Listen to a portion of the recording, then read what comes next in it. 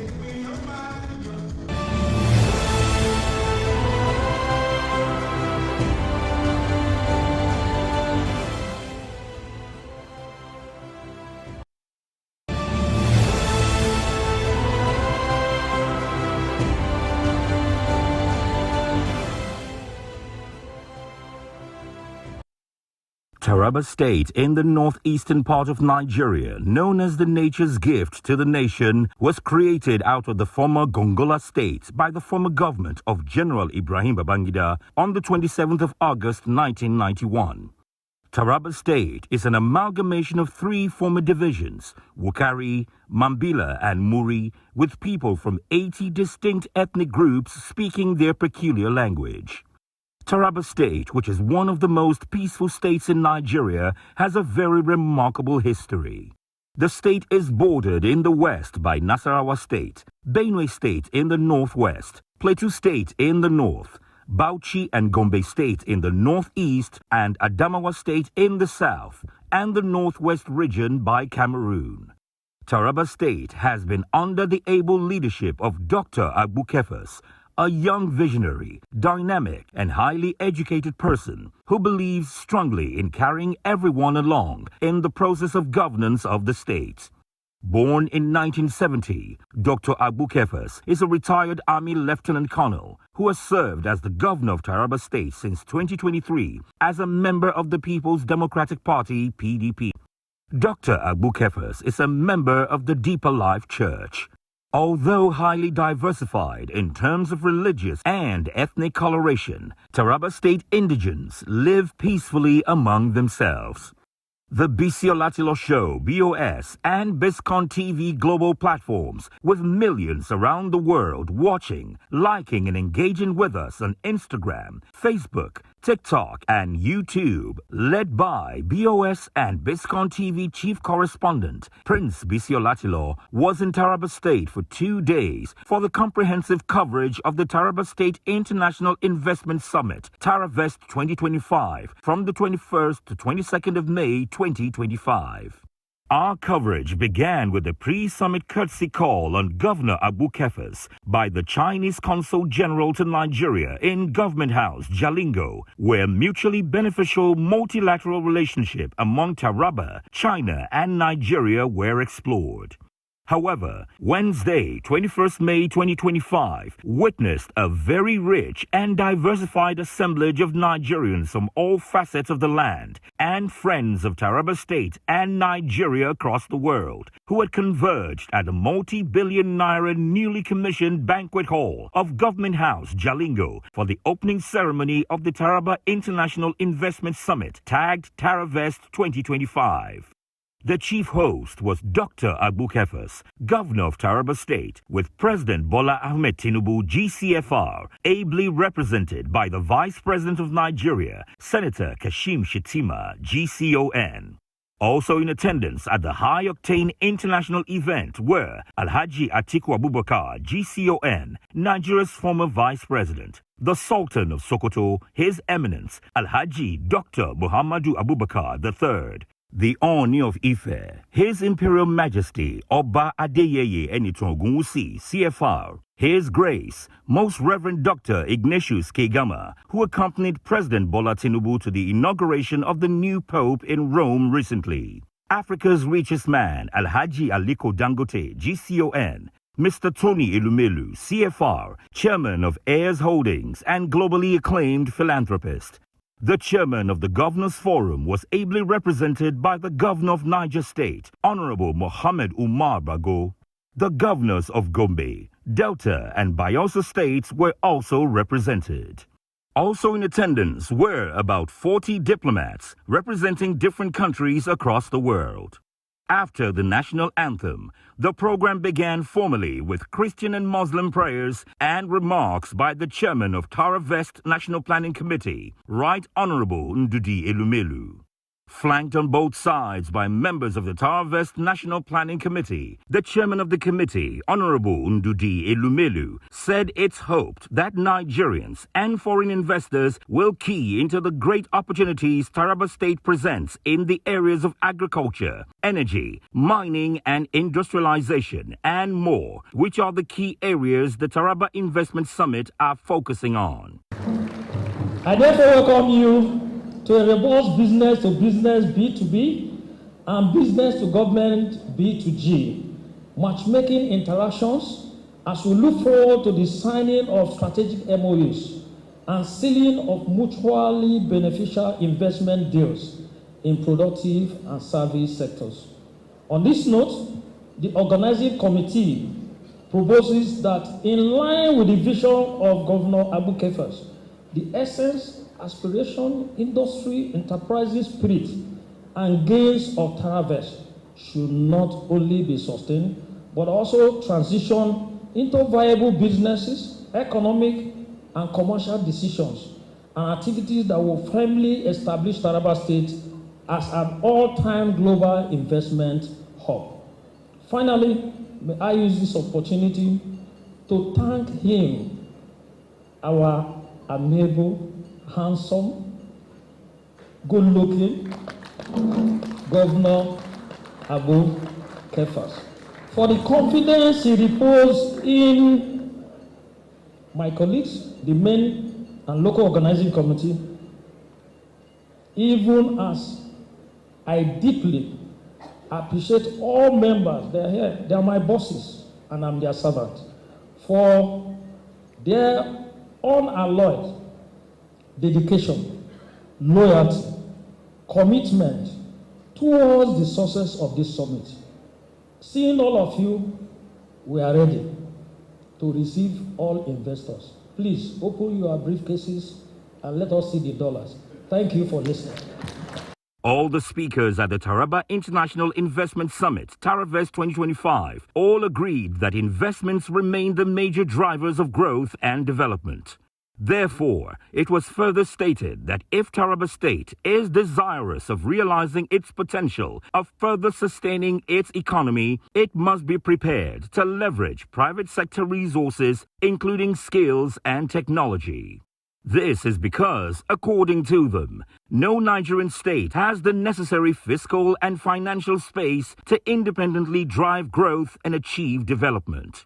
Speakers who took these positions were the richest black person in the world, Alhaji Aliko Dangote, GCON, and philanthropist extraordinaire, Mr. Tony Elumelu.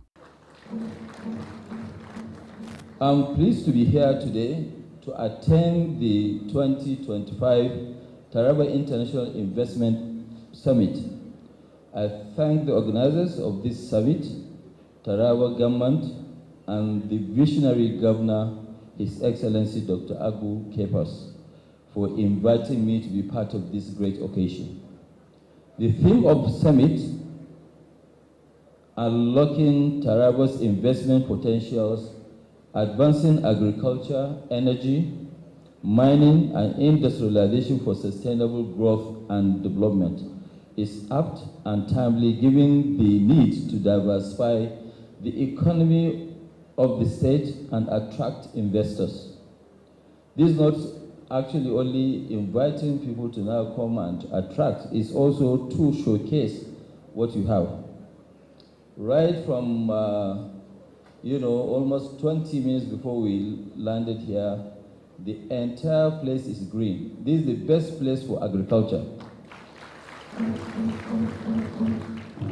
Your Excellencies, private sector investors play a major role in economic diversification and unlocking of latent resources to wealth. They are those that should create wealth and prosperity, by that extension to also create security. I commend the government of Taraba State for embarking on extensive reforms to open the state for business. The state action on business enabling reforms, which is SABR, designed to improve business environment in Taraba State, is commendable, and it showcases the administration's commitment to attract investors to the state.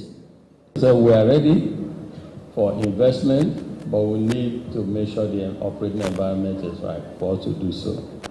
In our group, I want to assure His Excellency Mr. Governor that we will, at Transcorp Group, support what you're doing here. The presidency of Transcorp came with me. I don't know where she is, Dr. Owen or Mojafo, stand up please. She came with me because I said we must invest more in Taraba. We already have investment in Taraba, but we need to invest more in Taraba State. So we'll take note of that.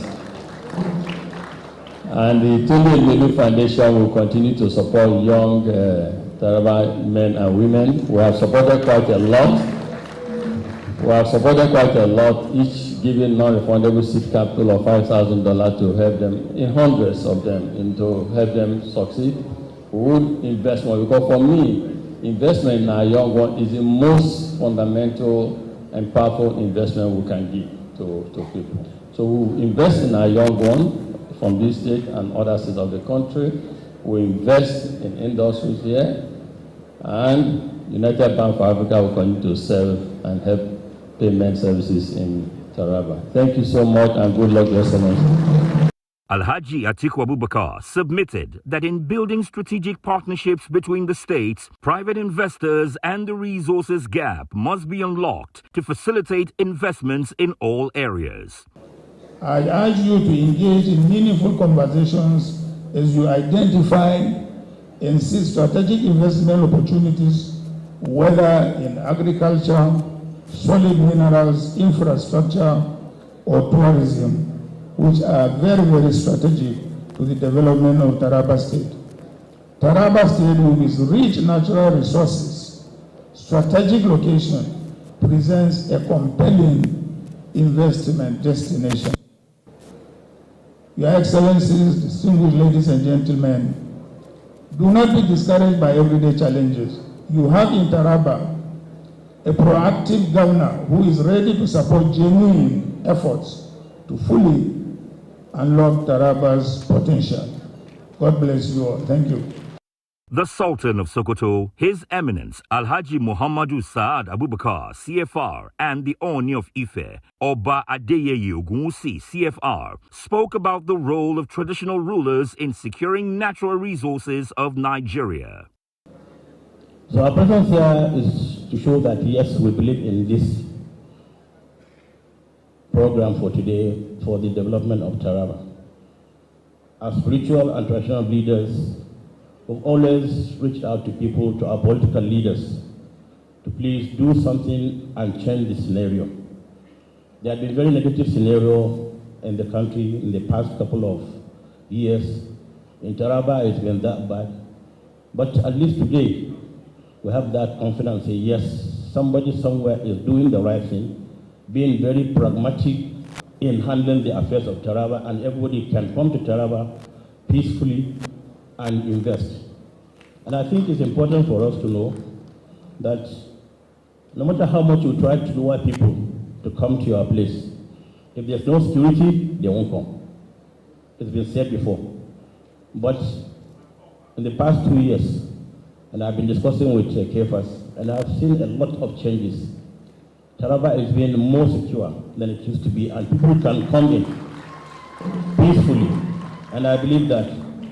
And that's why we're here as traditional and religious leaders, to give you that moral and spiritual support as you struggle to make Taraba a much better state than you make it, and also to lay stronger foundation for whoever comes behind you to continue to build, so that we will have a very peaceful and developed state. For me, the impact of what we do in our country is not properly felt by us because we are not patriotic enough. Thank God for the likes of Alhaji Aliko Dangote. I call him President, Federal Republic of Nigeria, private sector. That is what I call him. Thank you for believing in this country, and I know you can go into several sectors that Taraba will give comparative advantage as a state. And I want to also implore the governor that please don't just sit down on the success story of bringing people to Taraba for it to be a focal point today. What is the aftermath effects of this gathering? It is very important. We talk the talk, let us walk the talk. It's very important for you to break down this summit into several pockets and see how you can work towards achievement. Forget about the security that we will all be saying, security or whatever. Focus on the strength of Taraba, focus on the strength of the human and material resources you have in Taraba, and smart money will chase you. I bless you, and I bless all the things that you're doing for Taraba. God bless you as a visionary governor, and God bless all the Taraba people. And God bless Nigeria. Thank you very much. His Grace, the Most Reverend Dr. Ignatius Kegama, examined the much talked about need for religious tolerance in understanding natural resources in Nigeria. Peace and security can only become attainable in a society that encourages ethnic and religious tolerance. Lack of tolerance undermines the benefits of development by obliterating natural and economic resources and infrastructure, which in turn obstructs societal progress. Religion should build its adherents, not to destroy or to dominate or to alienate others. This offends God terribly. Religious tolerance is the act of accommodating and accepting people of other faiths or beliefs in the course of interpersonal or group relationships. Tolerance is an inevitable ingredient for peace, which harmonizes different religious and ethnic groups in a heterogeneous system. Thus, the pathway to peace, security, and sustainable development among individuals from diverse ethnic and religious affiliations is tolerance and mutual acceptance. There is no doubt and no question that tolerance creates room for dialogue and good relationships, which in turn brings about enduring peace, development, and security. People should be educated to desist from religious fanaticism and embrace peace for sustainable development, because no religion preaches violence. In his remarks, Governor Agbukefas of Taraba State assured potential investors of the state's peaceful and secure environment. He expressed that his administration has put in place mechanisms to ensure that investors at the summit return for long-term partnerships. Your Excellency, Mr. President, all I wanted was your endorsement to the world that Taraba is safe and ready. And today, our leader, the Vice President, is here to approve this investment to the whole world. What I will say now is that Taraba is peaceful, Taraba is safe, Taraba has huge human resources, Taraba has huge natural resources, and today I have created a good business enabling environment for all investors. Our gateway into the state capital is the Sunte Airport, where you just came in from. The environment is ready for ease of doing business, and your business is guaranteed. My business today is how I can pull all of you back here to invest in Taraba, just as the Oni of Ife has said. So once again, thank you very much, and God bless you all. The key business address and declaration of the Taraba International Investment Summit, Taravest 2025, was done by Vice President Kashim Shettima, GCON, who represented President Bola Tinubu, GCFR. The federal government expressed readiness to partner with the Taraba state government to boost economic growth and attract investment to the state.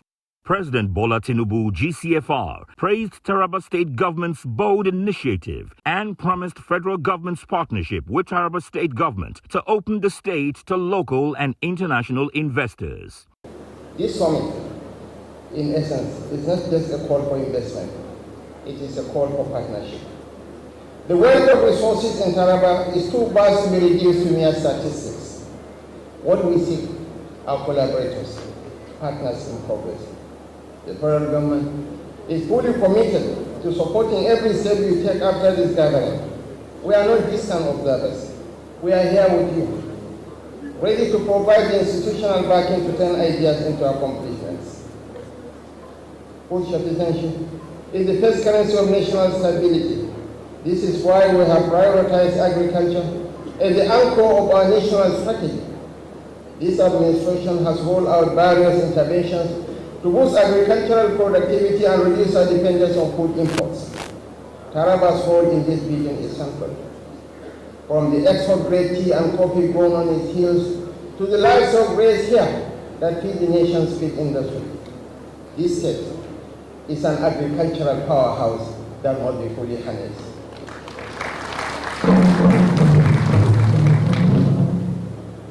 Your Excellencies, ladies and gentlemen, I want to end on a positive note by extending my warm congratulations to the star boy, His Excellency Dr. Abdul for his own vision and leadership.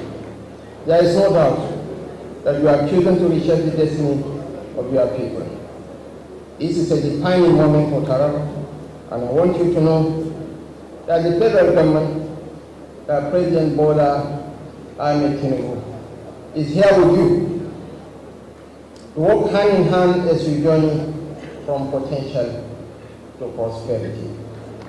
It is therefore with great optimism and a deep sense of national purpose that I, on behalf of President Bola Ahmed Tinubu, GCFR, declare the Taraba International Investment Summit 2025 officially open.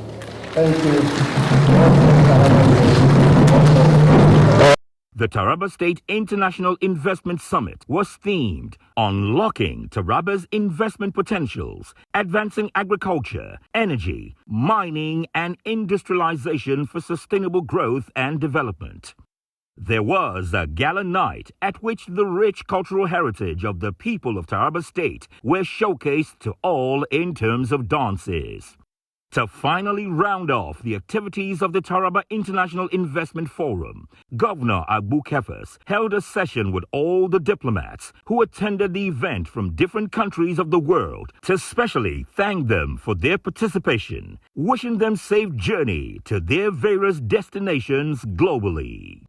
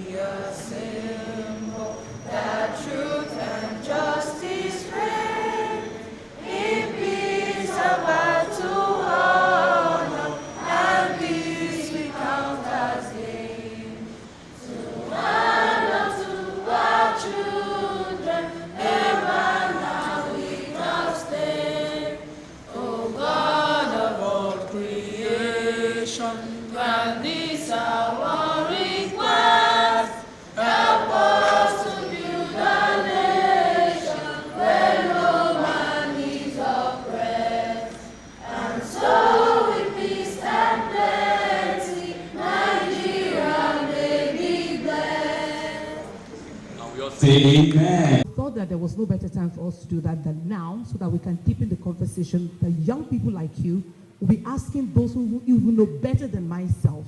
I'm a broadcaster. I know a little bit about almost everything, but there are people here today that know much more than we do.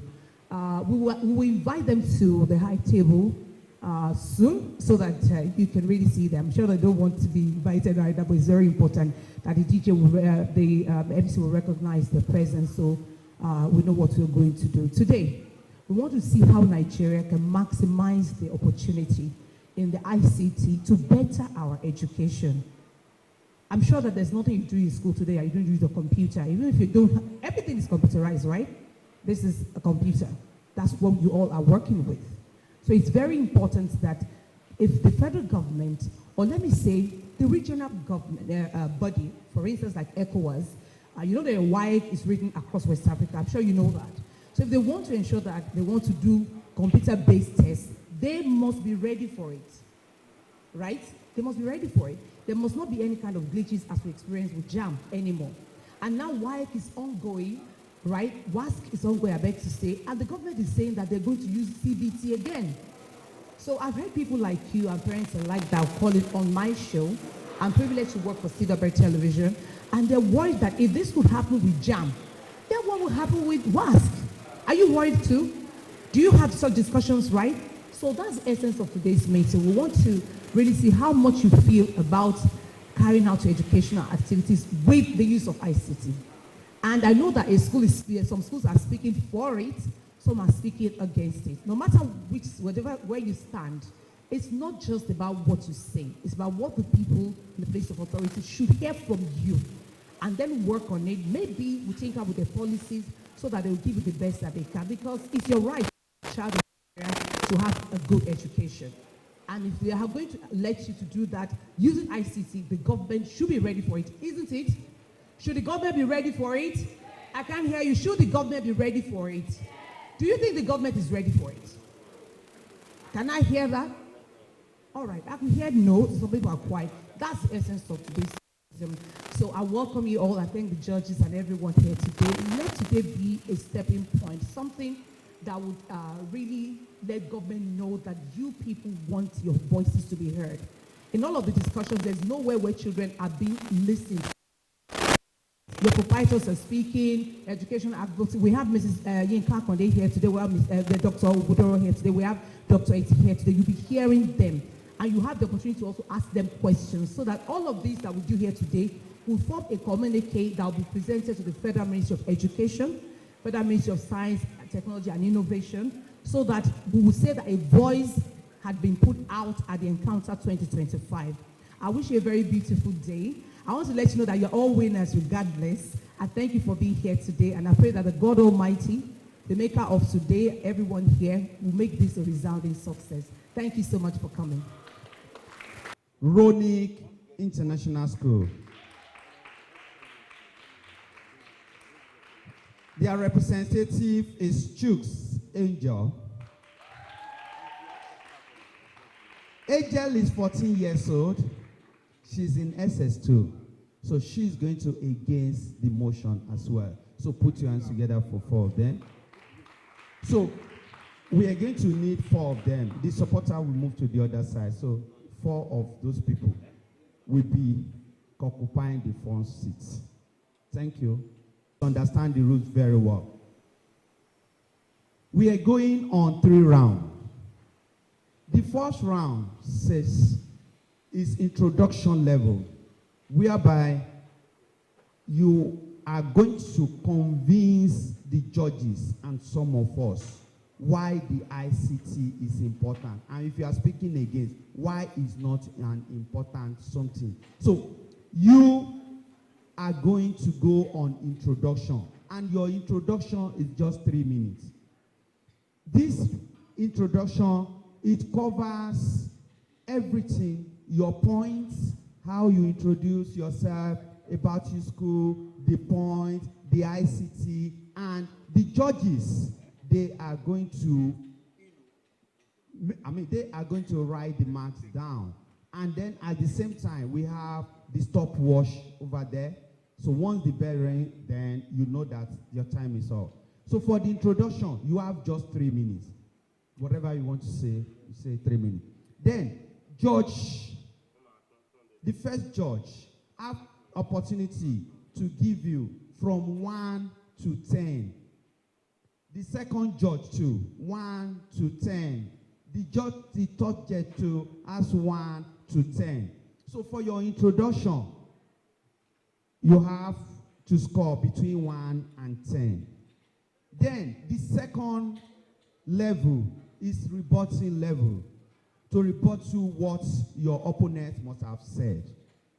So to this level, you are to spend 3 minutes. All the points that you feel that your judges or your co-debater must have said, you need to report to it. So at this point, you have to write all the points down. So for you just to say, no, this thing is not possible. For you to say, no, this thing is not possible. So you have to work with this for 3 minutes.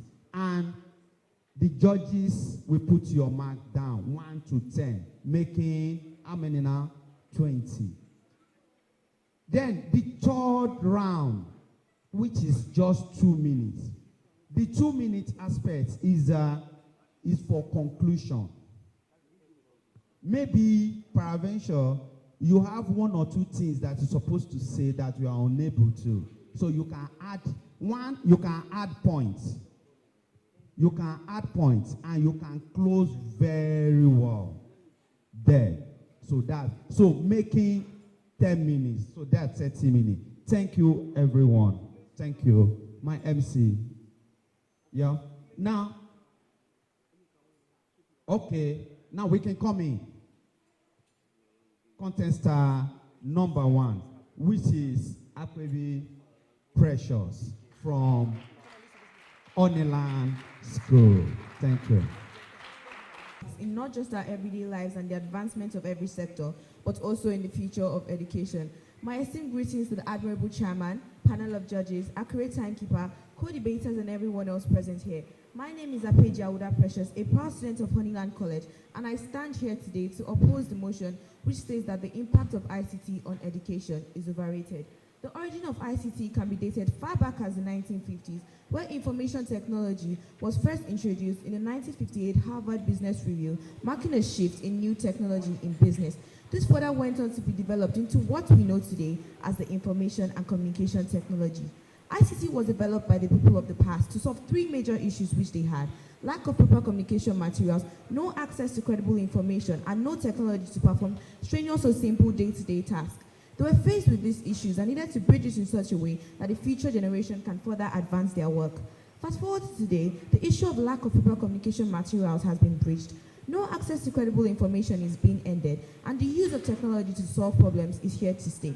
ICT has and is still making an impact in the education sector that is being overlooked and not getting as much recognition as it deserves.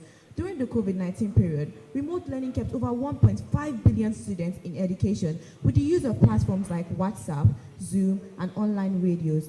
This brought online classes to the light and is still being used today. Many online classes, lessons, and universities we see today emerged during this period when they realized that classes could be held online without interruption and students could gain knowledge and be tested on what they've learned with the use of CBT. A credible example of how it was still used after the lockdown period was during the NSAS protests. Students and teachers were made to stay back at home just 3 months after they had resumed physical learning. They were able to integrate with this system as to the fact that they had used it before and the school did not lack on its curriculum. ICT also supports each student's personalized learning. A lot of students have access to online videos to help them gain more knowledge on what they have learned in school and also the internet to ask questions they couldn't get answers to. The communication aspect of ICT helps students to join online study groups to gain knowledge from people within their age bracket and even outside it. And it also enables them to be able to rub minds with each other on tasking questions and test their abilities on what they have learned both at home and in school. ICT also helps to bridge the digital divide in rural areas. It is cheaper to provide a computer in a rural school rather than bringing down loads of textbooks that could later be outdated when they could get the necessary information needed from e-notes, e-textbooks, and also online learning platforms like Duolingo, ULearning, Khan Academy, and so many more. ICT also equips students with futuristic working skills like digital analysis and coding. These skills contribute to 10% of Nigeria's tech sector in the gross domestic product, which is why students need to be educated on something that could help them make money. Also, ICT empowers youth and also reduces the crime rates in Nigeria. It gives them the necessary skills needed for them to be independent and to make money and not to commit crimes to survive. The future of ICT is not something we fully understand, and though many might claim it is overrated, we cannot deny that the impact ICT has made, is making, and will still make will lead us to far more greatness than we're experiencing. Thank you.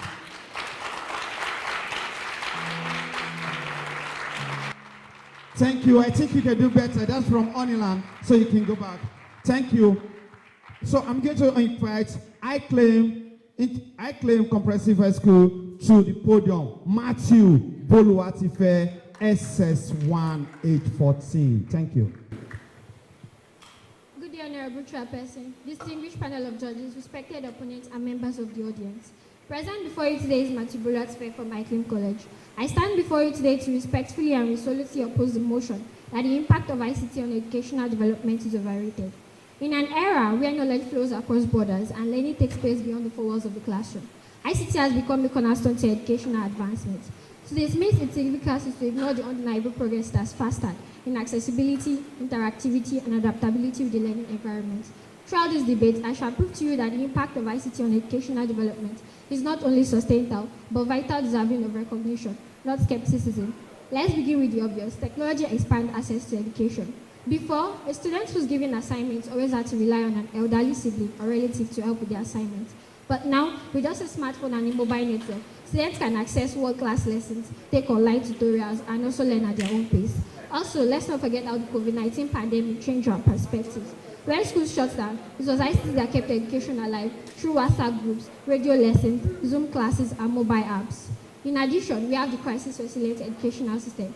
During disruptions like pandemics and natural disasters, ICT ensures living a continuity via remote blended learning models. Also, access to global knowledge and innovations. Students and teachers in developing countries can access world's latest scientific research in a global perspective and educational innovation.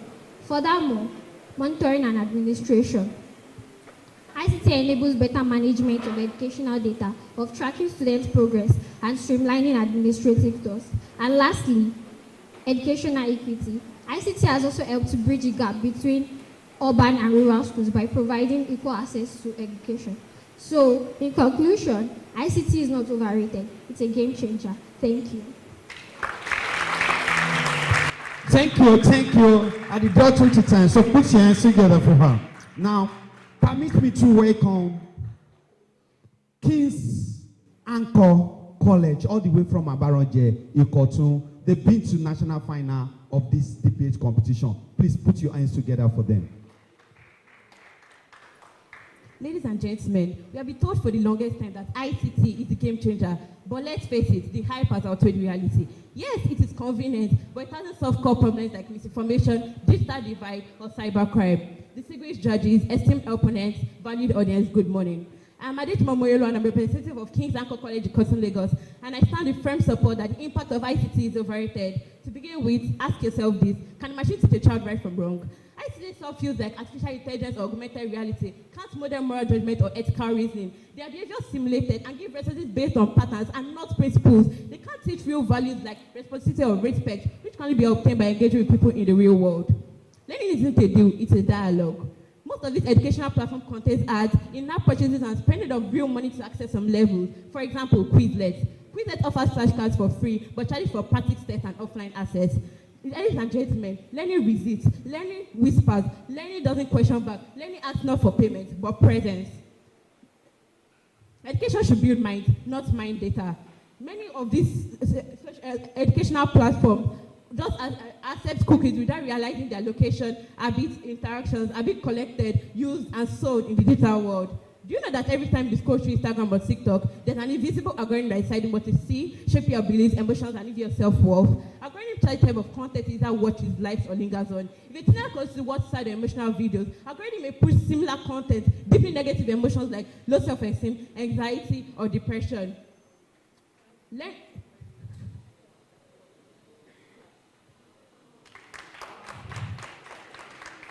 I know you see this study titled Making the Connection, found that in countries where students frequently use social media platforms, there was more noticeable improvement in their school assessment, rather some of them even scored well. Can we call that success? Education needs stability, not constant disruption. Many of these EdHealth platforms frequently release new platforms, making old platforms unsupported and outdated.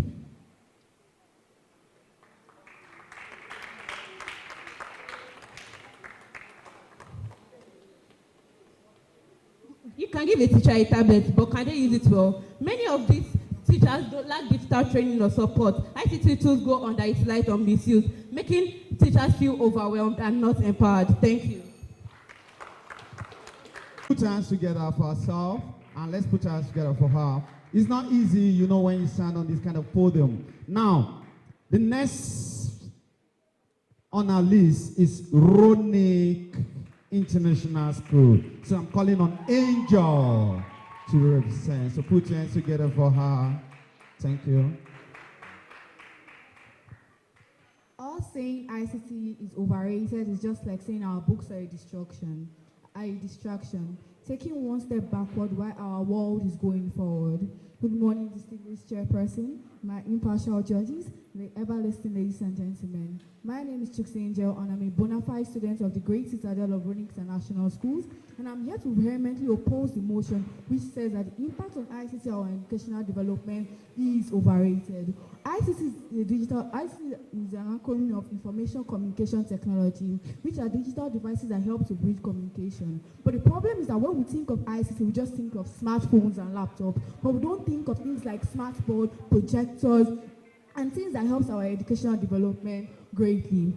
Every child has a right to education, and ICT has made sure that every child's right is being established. In rural areas where they don't have traditional classrooms and schools, ICT has brought our education to those rural areas. Most of these educations are even free, like YouTube courses, Coursera, Khan Academy, which enables children like me and you to be able to use ICT. Or can we even talk about the togetherness ICT brings? People from different places of the globe come together just to on things like Google Zoom, Google Classroom, just to make life-changing decisions, work on group projects that changes our world. ICT is not just a buzzing word. ICT is not just a trending word. ICT is a transformational force that reformed our education on a global scale. Even disabled, like the people that can't work or people that are handicapped, they use this ICT just to help them to be educated, so they don't have to go to schools with their disability. Let's give an instance. Imagine learning without ICT, learning things like the nervous system or the solar system or history. Without ICT, 3D simulations, pictures, drawing, they are able to visualize the concept in our head. ICT is not here to replace our teachers. ICT is not here to remove our traditional classrooms. ICT is here just to modernize this way. ICT has helped our teachers for effective learning, has helped our teachers to be able to take courses because of nobody is perfect. If you take a tour around our school, we do CBT, e-elections, projectors, and so many more. ICT is a lifeline, and ICT is a bridge. Thank you, Ronick School. Now, because of our time, we are moving on to the next level. The next level is rebuttal level. So, this time around, we're going to start from I claim to rebut to what a 4 have said. She is against. So you have to rebut to your opponent. Yes, we are starting from I claim. So after I claim, then Oniland will come, then will come. So that's why we want to switch over. Thank you. God bless you. Honorable Chairperson, distinguished panel of judges, respected opponents, and members of the audience. I have heard my opponent's points, and I claim that they are exaggerated and skeptical. So allow me to prove some of their points wrong. As my opponent has said, ICT creates critical thinking. But no, ICT boosts it when used. It opens access to diverse sources, real problems, and interactive tools. As of 2023, 1.5 billion learners in developing countries has benefited from digital learning tools since the COVID-19 pandemic. Also, the World Economic Forum has reported that every $1 invested in digital learning solutions has returned $15 in economic growth, and 82% of educators and teachers in low-income countries who have gone through the digital learning process has proved that it has increased their income. ICT causes inequality, as my opponent has said. Actually, ICT in education can bridge gaps by providing equal access to resources, online cases, and virtual membership, benefiting students from diverse backgrounds. Teachers are more effective. No, ICT can complement teachers by providing personalized learning, real-time feedback across and to vast resources, enhancing students' engagement. Not all students can afford it. Yes, I agree. Not all students can afford it, but that's a funding issue, not an ICT issue. There are low-cost scalable solutions like radios and mobile apps and offline learning tools already being used successfully. With these few points of mine, I hope I've been able to convince you again that the impact of ICT on educational development is not overrated. Thank you. Thank you, I claim. Now the next on the seat is going to be Oniland this time around. Oniland School, you have to say no to what someone has said. So welcome, Oniland College. Put your hands together. Standing on existing protocol, my name still remains Apeja Precious from Honeyland College. My opponent claims that the use of ICT breeds bad behaviors among teenagers, but I beg to differ. That is a social issue, not a technological issue. Just like everything else, technology has its pros and cons. So why should we blame every social problem on how the technology is impacted? Also, you claim that it is not acceptable unto everyone. But then how can you claim it is overrated if certain areas don't have access to it yet, and even the ones adapting are not yet fully integrated with it? Also, ICT should not be misunderstood, because do you know that this year, 18 billion naira was funded into this year's JAMB exam? So it's not how the technology was used, but how it was implemented by the planning body. We can't blame technology for every issue that comes our way just because we don't know how to fully implement it or use it for our own benefit to better our future, just like everyone else is doing. We can't be the only people slacking behind while people are moving forward, which is why we need to adapt with the time to put us on equal footings with people from all over the world. Thank you. Thank you. On time. So this time around, I'm going to call on Ronick International School to come and defend herself. Why? Anytime you call Ronick, noise. Thank you. With all respect, duly observed, I'm not here to read from a paper or just say what I crammed. I'm here to tell you facts. Yes, ICT has social issues, like it leads teenagers to disarray, but that does not concern our education. ICT, yes, some lessons are being paid, but we have YouTube courses, we have free lessons. It is not accessible in some areas. That is an infrastructural problem. Should we say that medicine is overrated because there are not enough hospitals? No. So us saying that ICT is overrated because of they are not fully accessible in some rural areas is wrong. We are meant to say that it's an infrastructural problem. And come on, we're in the 21st century. We have NGOs, public-private organizations that is trying to bridge that divide. So let's not say ICT is overrated. Yes, ICT has disadvantage, but we can all say that the advantage is superb. It's not here to replace teachers. So you saying that teachers are overwhelmed because of we're trying to replace them is so wrong. Because the ICT is here to help our teachers, to help us to reshape our education and make us future leaders and make us digitally prepared for the future. Because we're turning to an AI world. Thank you. Thank you on time. So we are calling on King's Anchor College to come and rebuttal all what the opponent have said. Please join me to welcome Adejumo Moyolua. Ladies and gentlemen, my opponent has spent 3 minutes telling us what we already know. Personalized learning, it's breached digital divide. Fine, it does. It is convenient, but it doesn't solve real problems. According to research, about 2/3 of the world children don't have unequal access to internet. Also, perfection is one filter away, but so is insecurity. ICT promotes sameness under the guise of sharing. It spreads global culture at the expense of local culture. Indigenous language fade in digital silence, and local traditions are overshadowed. Cultural uniqueness then become an endangered concept. One of the biggest myths in today's digital world is simply giving children access to technology means they are getting a better education, which is false. According to the OECD study titled Making the Connection, found that in countries where students frequently use computers, there was no increased improvement in their school assessment, whereas some of them even scored worse. Education needs stability, not constant disruption. EdTech platforms frequently release new platforms, making old platforms unsupported and outdated. It's personalized learning, but we often forget that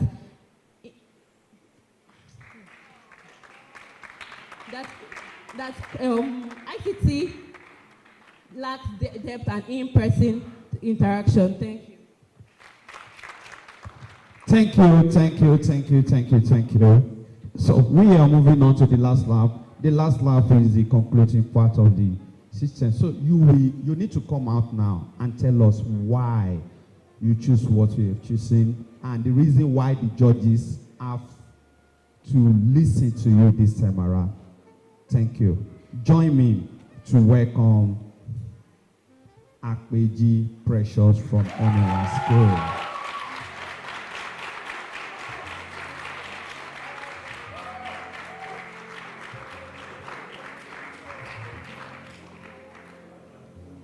You claim it is overrated when you put a student in the rural areas in equal footing to students in the urban area. ICT is here to just make learning better and also remove the burden which students face when they are writing such exams. It makes teachers have more materials to make the class more interactive and make the students captivated and want to learn more about what they are being taught. ICT is not here to cause more problems, but rather implement it and make our world better, put us in equal footings. And I believe that if properly implemented, not only are we going to take over all the whole of Africa, but also all over the world and be known for greatness just with the use of ICT. Thank you.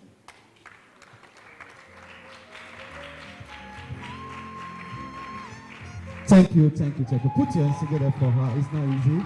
So you've left the rest to the judges. So the next person is Boluwatife from iClaim School for the last lap. Thank you. Distinguished panel of judges, I'm here again for the last time. And to summarize it all, the impact of ICT is not overrated. Instead, I know a lot of people here are against ICT because of the last things that happened during the jam, the previous jam that was on. But I believe that is not the ICT's fault. It is the infrastructure. Like, the government should invest more in the ICT gadgets and make more provisions of the gadgets. Thank you.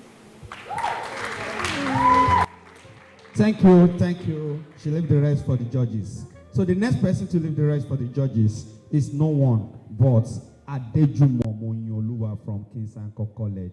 Adejumo Moyioluwa, your conclusion. Thank you.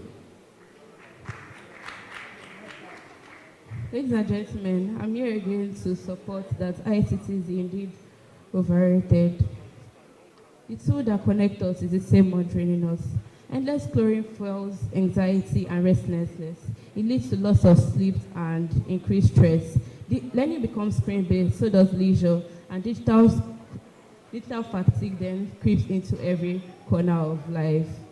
Yes, it's fertilized learning, it's bridged digital divide, but we can't ignore the fact that most of these people are failing their JAMB exams because of ICT. Really, like, people have to balance between multitasking between educational platforms and their social media platform. All things considered, while ICT has brought convenience, we live in a world whereby we worship technology and our screens have dominated. We should not forget that we have mistaken access for progress and convenience for real change. Thank you. The last but not the least, we are calling on Ronick International School for her to make her submission. Thank you. According to UNINEC School, 60% of students are improved because of ICT. Yes, JAMB this year had some issues, but just because of one failure, we want to condemn ICT or say it's overrated. It's just like saying electricity is overrated because we have power outrage, but it is wrong. Yes, ICT is not perfect, but us saying it's overrated is ICT is underrated. ICT is a lifeline, a bridge, a catalyst that reformed our education on a global scale. It's not here to replace, but here to modernize and help our education. So please don't be confused, and let's not say it's overrated. Let's accept it because it has a promising future for us. Thank you.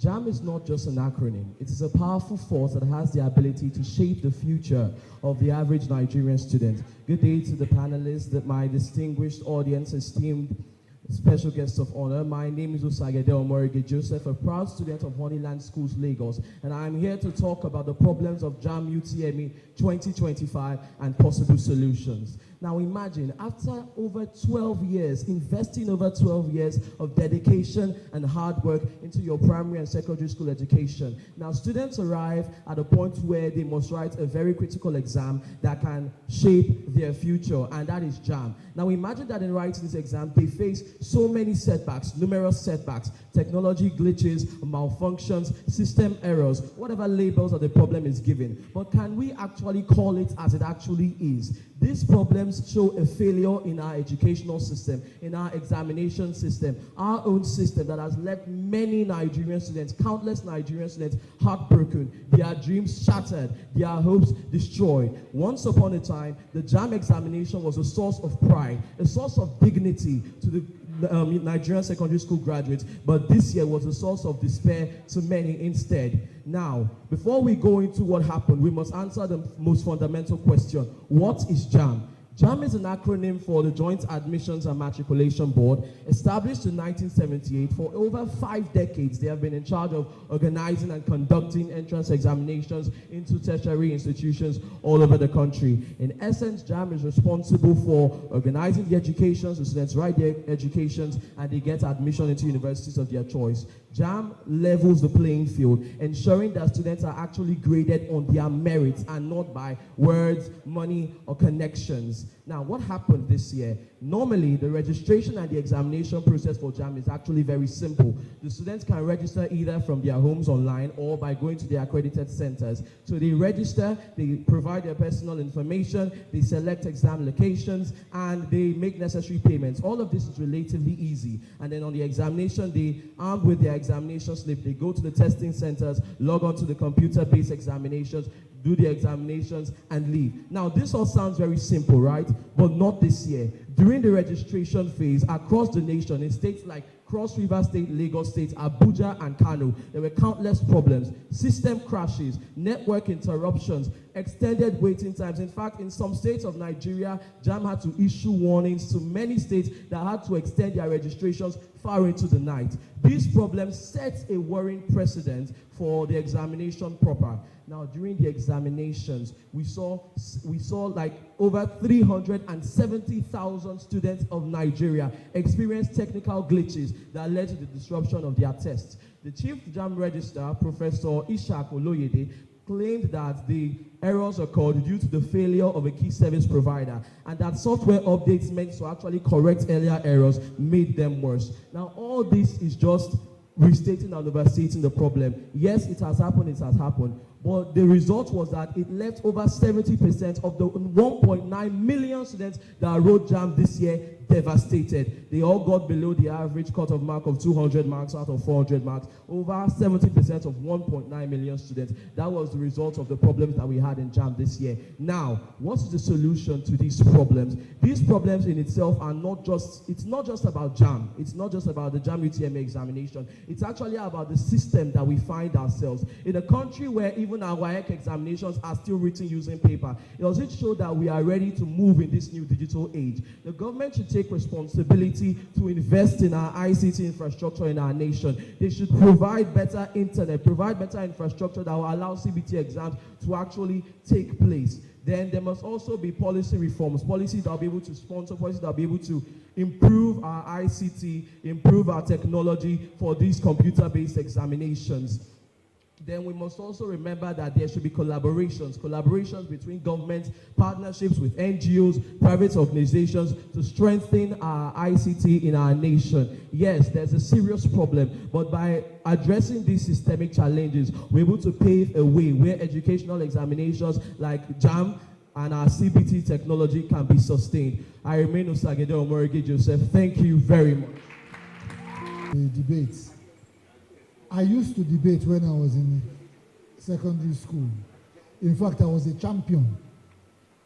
You understand? So I want to give you some tips about debates.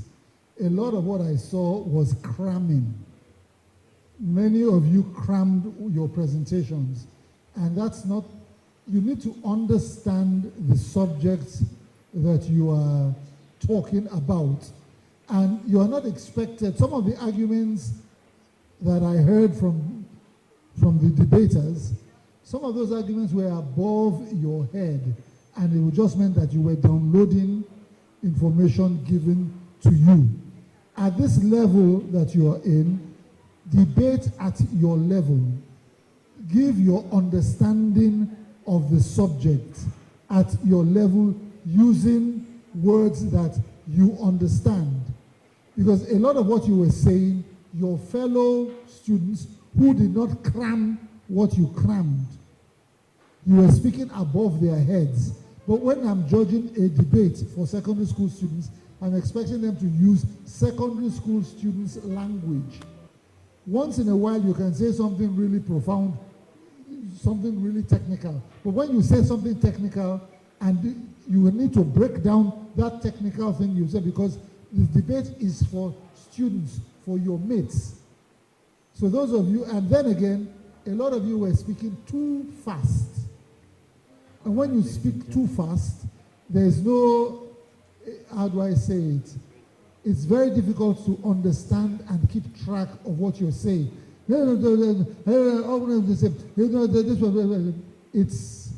It's confusing to the listener.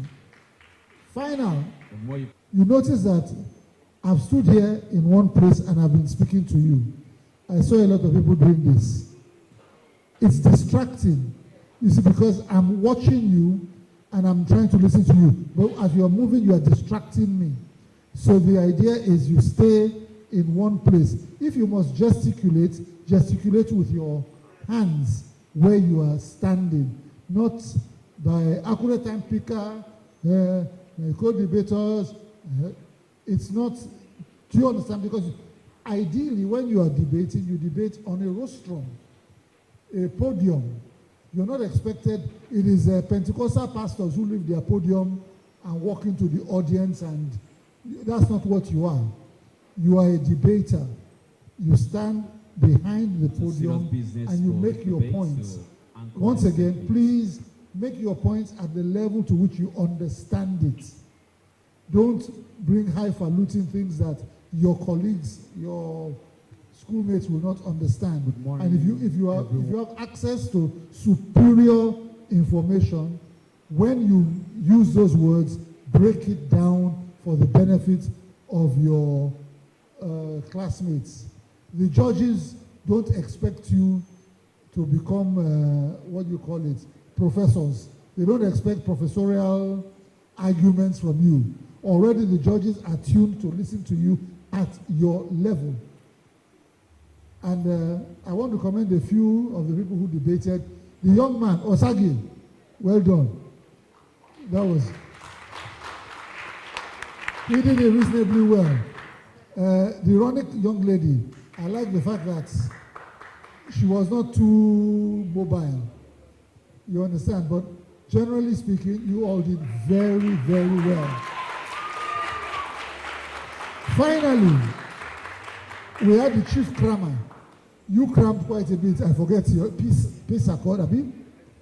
You crammed, but your final presentation was nice because it showed that you didn't cram and you were speaking what you understood and you were speaking straight. You understand?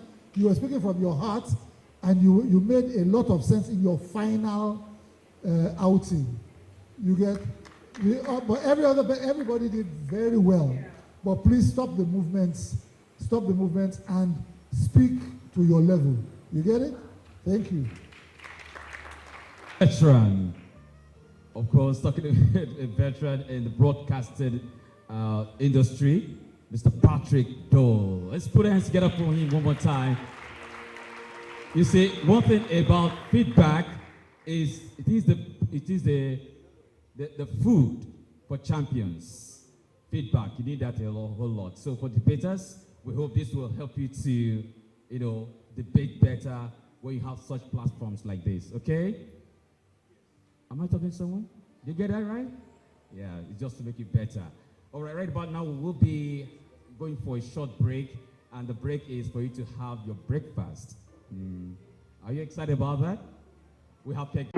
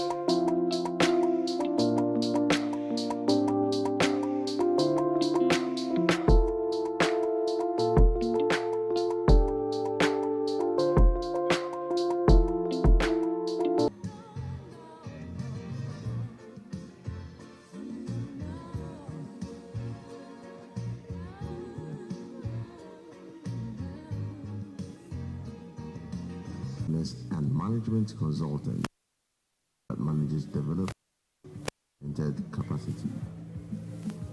He earned his doctorate degree at the University of Reading in England and joined in diverse areas of education, University of Cambridge, National University in Technology, Norway, and Johannes Kepler, Australia. His doctoral research developed an education access model eliminates frustrations of millions of young people in the developing world as they seek opportunities to develop their potentials and improve the quality of their livelihood. He is currently helping governments and professional bodies to implement the recommendations of his doctoral study in pursuit of massive human capital development. Please welcome Dr. Peter Ogodoro, speaker at the Encounter 25 Symposium. Congratulations. Where's the other person? Honeyland? Did you speak up for Honeyland? Somebody? Okay. Congratulations. Educational researcher. You cannot but give them credit for the wonderful work they have done today. Starting from the lady there, her job was the most difficult because she was the only one who argued against ICT, which is where the world is now. So how can you take on the whole world? So for her to have found the courage to have done what she did, I have actually reached out to the teacher who brought her here today, and I'm saying they should send message back home that we appreciate her for playing that role. Please, can we give her a round of applause? And for this, interestingly, Mrs. Ogunde, you are here. I know you'll be happy about what we are seeing here. On this occasion, there will be no complaint because we have all female. Let's put our hands together for our women. Great, and it's a global phenomenon, especially at this level of education. Girls tend to outperform boys, and there are reasons for that. And so we give them significant credit. The work they have done today is work that is great. Before I was brought in to come and talk about my main topic for the day, the press were asking me questions about where we are in the education system. And I did talk about our curriculum, which is anachronistic, which is far behind time. We are not where the world is, and we are not competing at all. And one of the major reasons why that is the case is the fact that these children are not being consulted when we design curriculum. We always think that the adults can sit down in a room, bring in professors and the parents and representatives of parents, and we give the children curriculum to work with. But that's not very correct. Children have ideas regarding what they want to learn.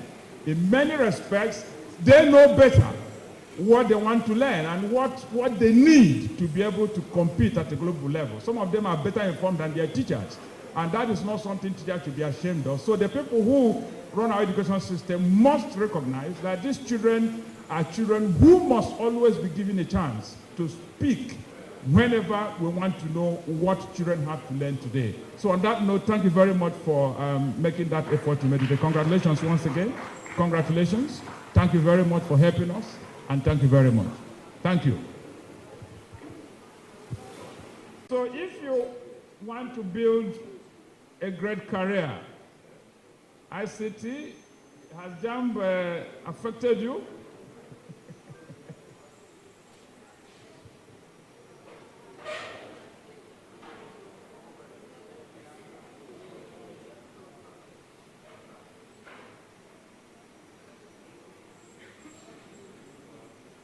Okay, running from there, can you go to the next slide from there? Okay, that's fine, excellent. All right, so if you're going to have an amazing career, and every one of you here deserves to have an amazing career, you need to know that there are pillars on which your career has to stand. And those careers can be likened to boxes that you have to fill. And those boxes will have to be 5 for the average person in the world who has become very successful. And what are those boxes that you need to fill? The first one is knowledge. Knowledge of how the world works.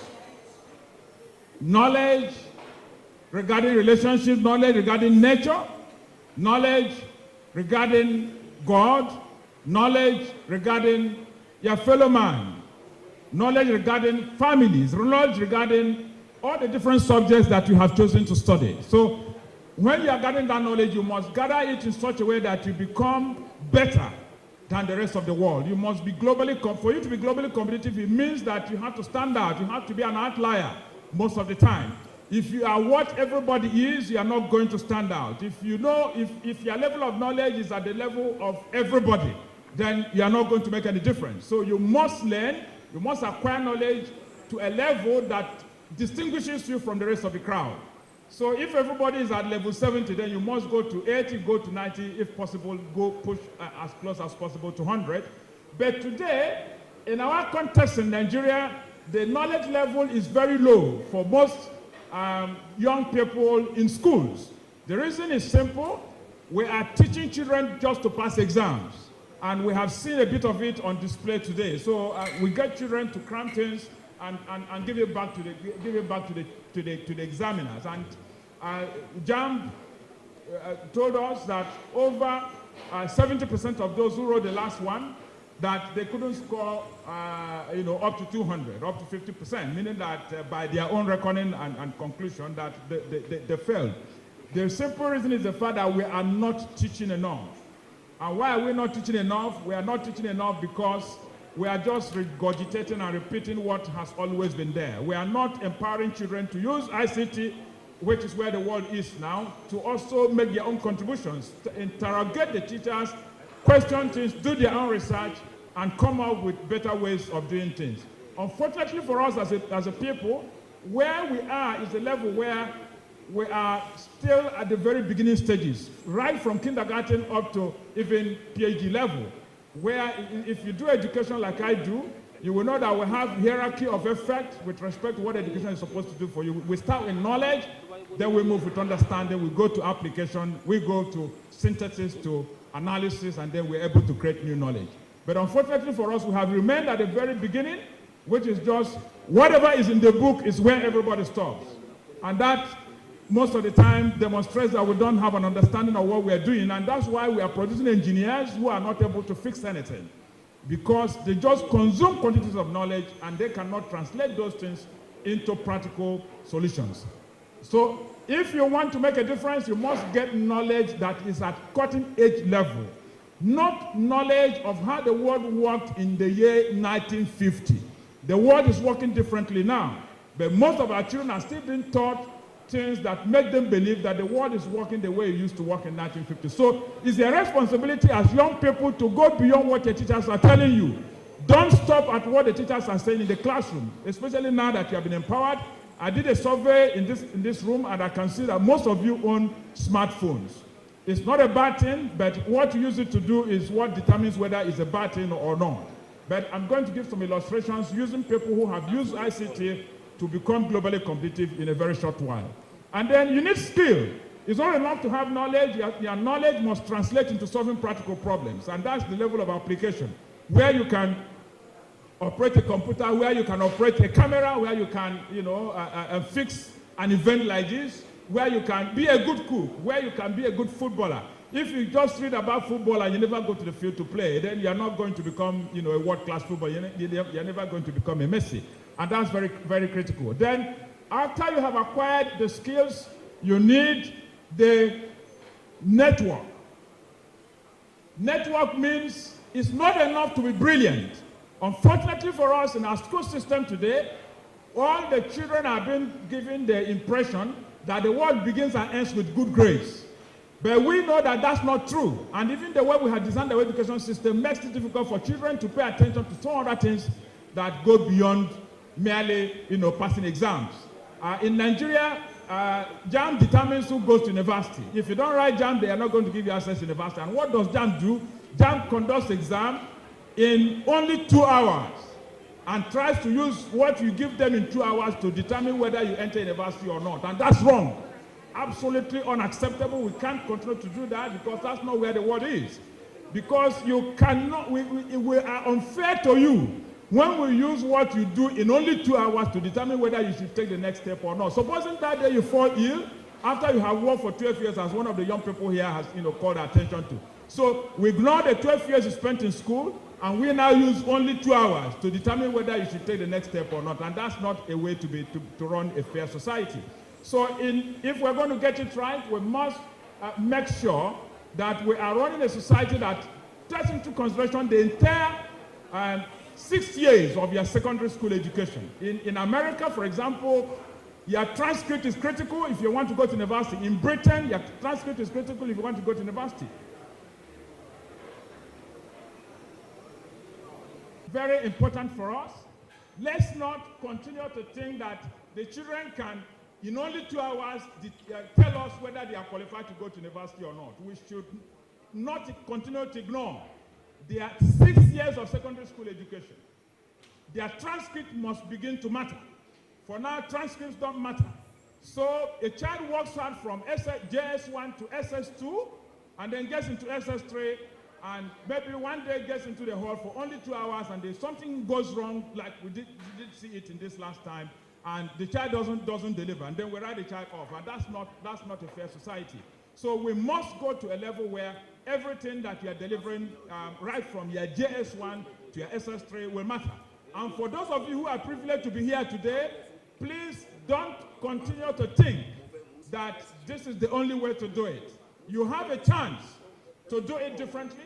So by investing in network, as you have come here today, don't limit yourself to only the people who have come from the same school with you. And I hope that Auntie Shen will be able to give you the opportunity, all the schools, for them to mingle. At some point before they leave here, we should insist that if you came from Honeyland, you should go and speak with somebody from maybe Kingston or wherever, you know, and get to relate.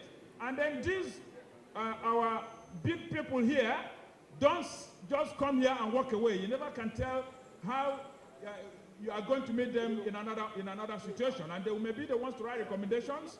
They may be the ones to say that I know this person, give her a chance. Look at a senior veteran broadcaster, Patrick Doyle. You are meeting in this space today. These are people who, when they anchor events for only 2 hours, they are paid $2 million. And you are getting access to him for free. And he is even teaching you how to do debate. Okay? Can we put together our hands for that veteran broadcaster there?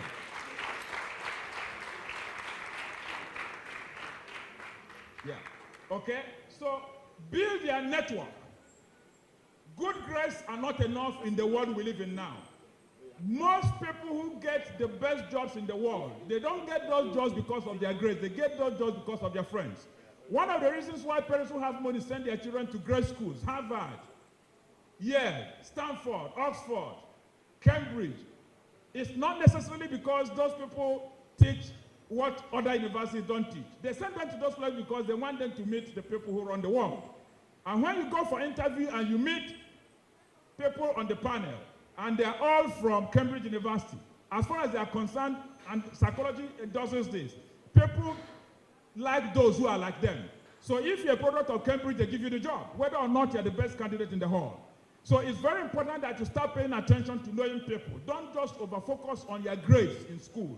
Reach out. When you come to places like this, don't stop at Honeyland. Go and meet people from other schools. You never can tell what they will become tomorrow. And I'm going to show you very shortly some of the people who have taken advantage of those kinds of things to get to where they are. And then get resources. Your network will help you to convert your knowledge and your skill to resources. And those resources are the things that will empower you to create new businesses, to solve problems for your family. And as you are solving problems for your family and for other people in your communities, communities include your school. If you are a child who understands mathematics well, don't laugh at your mates who don't understand mathematics. You can create 20 minutes every day. When the school has ended, before your parents come to pick you up if you're just a student, devote 20 minutes to serving your fellow students. That student you are serving today is likely to remember that without you, he wouldn't have been able to pass his school certificate exam in mathematics. And that's what, will make a whole difference. He will remember you in the future. And that don't let that, get lost along the way. Your reputation is very critical. Your reputation is very, very critical. And how does reputation help? Reputation helps by way of people who can argue and say, if it is Christina, then forget about it. Don't ask questions. Christina is an excellent lady. You don't even need to interview her. Just take a bow. If you have watched people in parliament, sometimes some people get to the parliament and they are coming for interview for a job, for a ministerial position. They just say, take a bow. Where others will be grilled for up to an hour or two. But when somebody takes a bow because we already know him, so build your reputation, be honest. Don't, if sometimes it's okay to fail exam. I have failed exam before, and it's not a sin to fail an exam. If you fail, make sure you pick the lessons from that and move on. Okay? Now, these are some of the people who have utilized the tools I have given you earlier, those 5 pillars, to try and do fantastic things. The young man here, to the top right, that's a Nigerian, a young person like you, who a few years ago, Nigeria was harassing him, not giving him the kind of opportunity he needed. Like some of you are worried about, am I going to get what I need from universities here? If you think you are not going to get what you're looking for, you have a chance. You can go to Britain, you can go to Germany, you can go to America. That young man there in green, he left the country, went, and today, he was the head boy of his school, you know, a school in Ikeja here. And by the time he finished, he moved on to go and do his master's. Now he's the management scientist. And he looked back. He didn't say Nigeria is a rubbish country. Caucasian sitting far to the left there is a financial expert. They went to school together. The person sitting next to him, a lady, until Kamala Harris finished her tenure, was the director of protocol, director of events for Kamala Harris at the White House. He brought him here just last month. The lady sitting next to me there, before the lady who is at the far right, is currently special assistant to the Deputy Secretary of State in the United States of America. And that's a young man who is a Nigerian, only 23 years old. When he got to the US for his education, he went as far as he could, making connections, and today he's able to get into the White House. That's him there, standing with Kamala Harris, and he's not the only one. The other young person there in his white coat, he's studying physics and mathematics. Nigeria was also harassing him, but he secured scholarship. His scholarship is worth about 0.4 billion naira, about 400 billion, to study.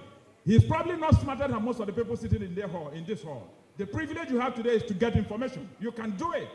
All you need to do is make sure you are doing well in your academic work in school, and make sure your school keeps accurate record, and then when you finish, we can assist you. I'm on a pedestal that can empower you to write some international exams, and you'll be able to get what you're looking for. Your parents don't have to be very rich for you to get the best education possible. All the children you see here, the one to top left there, we sent him to Canada about 2 years ago, and he is studying. He's also interested in Nigeria. Even though he's in Canada, he's worried about his country. So he is doing mechanical engineering, and he's focusing on hydro electricity generation. He wants to solve problem of electricity for Nigeria, but he studied it in Canada. He wants to come back. The one down there is in the arts. She was head girl of Maryland, Redeem Christian Church, Redeem International Secondary School at Maryland. And then when he got to America, he didn't feel inferior because he was prepared to be able to face the world. And he developed networks there, and the things he's holding it to his chest, to her chest, are awards from all over America. She won recently the best award in diversity and leadership.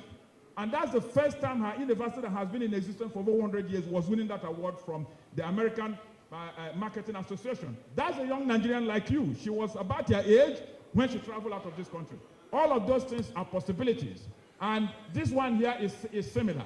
So the point we're trying to make is that don't look down on yourself. My parents don't have money to send me to good school, to Unilag, to Ibadan, or to America, to Harvard. No. All you need to do is to have the right information. If you have the right information and you connect with people like us, for free, you get information that will enable you to go and study anywhere you want to study in the world. And scholarships are available. Don't keep thinking that it's only the things you know that will be the places that you have to go to. No, you can go further than that. Okay? All right, so as we speak, if your parents or your school doesn't seem to have the network, speak to me. We are networking with international organizations. That's the University of Reading that came here. We were at Queen's College recently. We're also at Christ the King International College, and we are educating young people, providing them information, and you are lucky today to be in this hall. All you need to do is pick up my phone number, reach out to me, and we can give you access. Those of you who are in SS1, SS2, you are qualified to get on that program. 1 month intensive program will prepare you. You'll be able to get international exams written, and then we'll put you on international networks that will enable you to get to where you need to be. So life is easy. It's not as difficult as we have made it look in this part of the world. Mind your diamond. You are sitting on wonderful information. You are sitting on resources. Talk to people before you leave here today. Talk to me. Talk to Mrs. Ogunde, talk to Dr. Eti, talk to Patrick Doyle. These are wonderful. Talk to all the journalists here. You want to become a journalist. Talk to the people who are handling the cameras. Don't wait until you get there before you start making the effort. Take your phone numbers, reach out to them and say, thank you, sir, thank you, ma, for the opportunity you gave me today. I'm going to make you proud later. So most of us are sitting on acres of diamond, but we are not mining them. And once you start, you take the first step, that's a domino effect. Once you take the first step and you get it right, it will pull down the rest of the things and open more doors for you. At the end of the day, what you find is that you'll be standing on a beautiful place. So because of our time, I have to stop there, but feel free to take my phone number and reach out to me, and then I can answer some questions. Wow. Communications from the same university, her career spans the field of broadcasting, advertising, entrepreneurship, and education. Over the years, Yinka has become an authority as the chief connector for educationists and industry regulators. Her various programs include interventions for teachers, schools, as well as incentive for teachers and parents to encourage them to send their children to schools. Her company, Edumark Consult, organizes teacher training exhibitions, consults, and publishes trade magazines. At the Encounter 2025 Symposium, Yinka Akande speaks as a concerned parent and connecting the figure between all stakeholders in the education sector in Nigeria. Please welcome Yinka Ogunde, speaker at the Encounter 2025. Distinguished ladies and gentlemen, let me start by congratulating Sheung. Sheung, thank you for putting this together, and I wish you a happy birthday. I know that it's unusual for people to celebrate their birthdays this way. You have chosen to do it because you believe in the future of this country. Well done, and happy birthday, my sister. And it's been such a wonderful experience for me, linking up with old friends like Mr. KMA and so many others. And of course, my fellow presidents, President Patrick Dodd. I call him President. He's president of Fimbers and president of another sister school. So, and of course, Dr. Peter and Dr. Eti. But today, the special people here, there are beautiful young ones. Some years ago, I think about almost 19, 20 years ago, I used to run a program. We actually ran it for 17 years. It was called We Are the Future of Our Nation. And we have 3 core objectives: unity, raising more role models, and of course, inspiring patriotism. The reason is simple. We know that the future of this country, it depends on people like you. People who pass through Watford. We used to call it Watford. Today, a lot of them have graduated in various parts of the world. Over the course of the 17 years, we were able to impact over 50,000 students. And because we understand ripple effect, we believe that this kind of program is timely and relevant. I am speaking to you very briefly this morning from the posture of a concerned parent, and also linking it up to what we have at hand, which is all about JAMB. The JAMB crisis has now made the state of the education sector a burning subject. It is something that we have been talking about for years, that we need to restructure the ecosystem. If we do not do that, we will continue to have problems like this. If we link it up as a concerned parent, here I am, I'm a parent. I've been nurturing my child and preparing my child for university, for tertiary education for several years. And all of a sudden, this happens. About 2-3 days ago, I think I shared the flyer with Sheung. We brought together the key stakeholders within the sector, tech experts, everybody, to come and talk about this issue. One of the parents came in there and she said that, look, here she is. She is a maths teacher.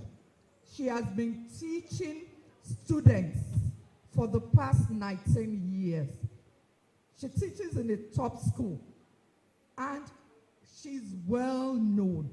I mean, if you want to know a teacher that makes maths to come alive for every student, that's her.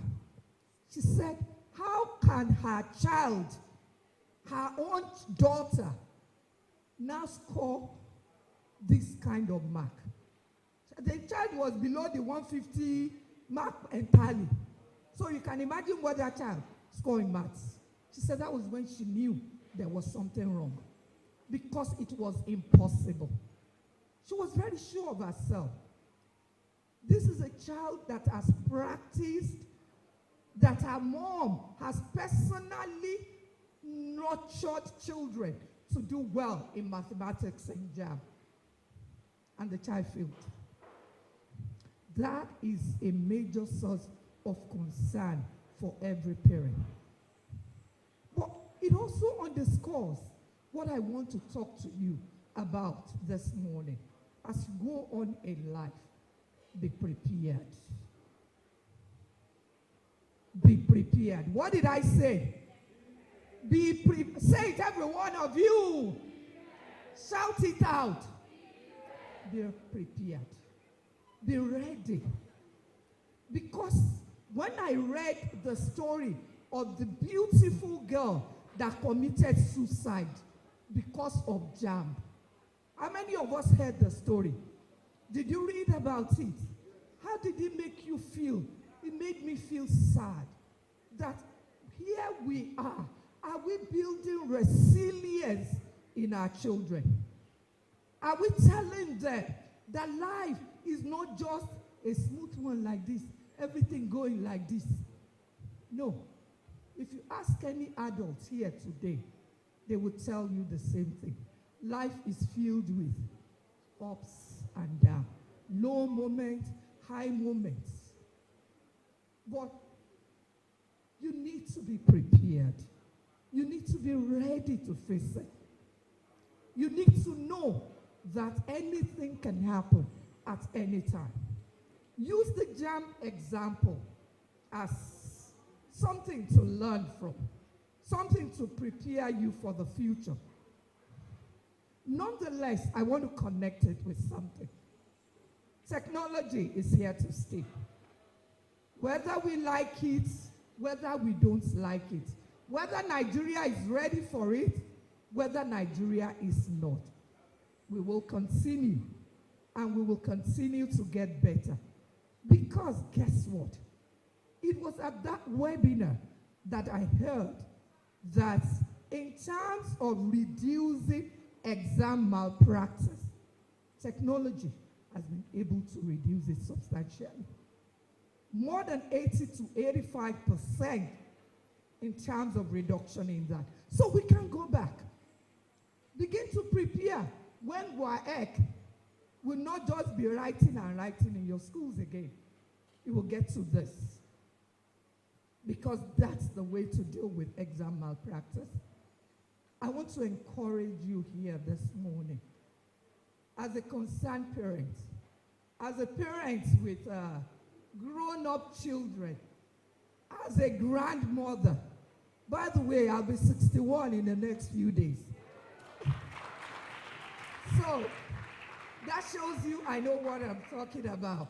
She's had children and said everything. So I want to tell you, life is filled with ups and downs. Be prepared. Be ready to face whatever comes your way. Know that things will work out at the end of the day. When you put into practice a few of those things that Dr. Peter told you about, he was able to break it down into those boxes: knowledge, reputation, skill, and network. About 5 things. Put it there. Begin to work. And I trust that every one of you here, you will become catalysts that will change our nation, that will transform our nation. Because I believe the children of the future keep them. Show them all the beauty they possess. Give them to make it easier. And panelists and reminders I decide no matter what they take from me, dignity, because the greatest love of all. DJ. Thank you very much, everyone, for listening to me. A pleasure. Give that platform to our convener. Once again, Mr. Kayode Kujere, you are the one who deserves this applause. Let's give it to him because he gave the platform to with the encounter itself, positive change. She's a proud mother. I thought you would clap for her. She's a proud mother and a nation builder. She believes in the transformative power of effective communication. So, ladies and gentlemen, distinguished guests, let's make welcome the convener of the encounter, Oyedeji Oluwaseun. I feel like crying. Anyone who knows me knows I'm a cry baby. First and foremost, I want to give God all the glory. He was, he is, and forever will be. Sometimes I wonder what I deserve to have people like you. Please put your hands together for yourselves. Thank you so much. Well, I have just 1 minute to say something because the encounter is starting just a moment. I want to officially welcome you in case you just joined us. Today had been in the making since 2009. 2010, I tried to do something and it flopped woefully. And so I became very afraid of trying again. And so I kept trying. This is the girl that the Lord has blessed and who God has favored with people like you and others that are not even here. More than anything, I want to officially welcome you to the Encounter 2025.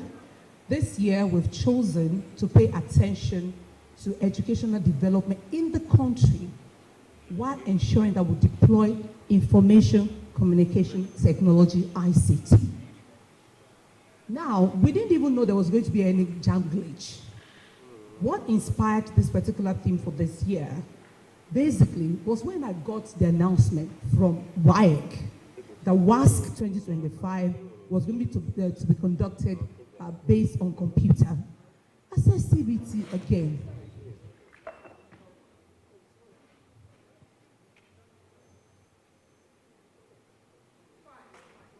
Thank you. All right. So I asked myself, CBT again, very good. I'm one of those people that I was one of the last people to get on use any app or anything, right? I will not buy anything on my phone. I will not use any phone. I can transfer whatever, but if you say, give me your bank details and everything, I run away from it. But I know that everybody lives today with the ICT in our on our palms, in our heads, in our house. A lot of people live in smart houses. So today, more than anything at all, we'll be talking to people. Two of them you've heard today. One of them would come in right now. He's an ICT expert. To find out questions like what could really have happened during the last JAM examination? If care is not taken, what could happen when this WASC is fully deployed across Nigeria? I listened to your debates. You didn't know I was watching, I was moving and watching around. Are we ready for it? If we're not ready for it, is it too late to reevaluate the policy? The children have spoken through their debates. The big wigs will be speaking in just a moment. They will join me on stage. And I'd like for you to please, it's going to be very short, very short, but we want it to be very impactful today. So please, officially, I welcome you to the Encounter 2025, where the discussion to move our nation forward begins. You're welcome. Together for Dr. Biscon and Durosini Eti. He's an IT expert, and not just he leads to motivate young, a totally different angle to his understanding as a senior broadcaster. Seeing maybe what do we know exactly, but we're bringing our perspectives for the world to hear and see. Please put your hands together for my Egon and boss, legendary broadcaster, veteran broadcaster, legendary actor, Patrick Doyle. Today,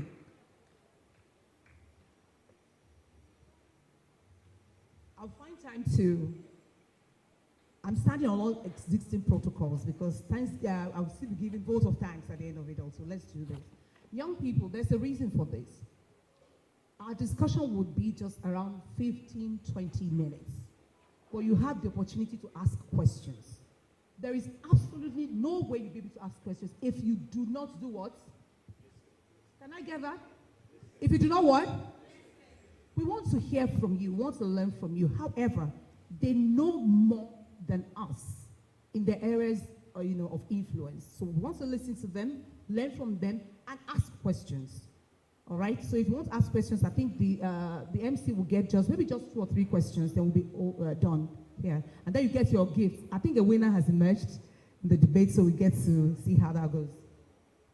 Thank you, sirs, gentlemen and lady, for joining us at this year's Encounter 2025. Mr. DJ, please. One moment, please. Thank you. I'm so sorry for that. All right. So I want to ask very crucial questions, as I do on television when I have the opportunity to do that. First and foremost, I really would want to begin with Mr. Eti. Thank you, sir. Mr. Eti.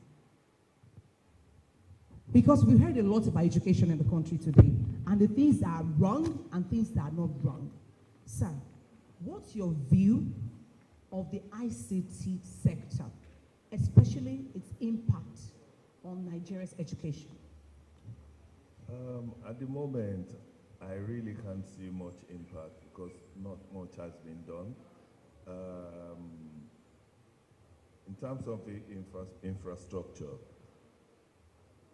there are some schools that don't even have chairs. How do you integrate them? I mean, if we want to talk about the new schools, the private schools, yeah, they're all right. But what of these government schools that don't even have chairs in the class? How do they power their computers? Where do they put these computers? There's no infrastructure. There's no infrastructure. So how do they plug into the system?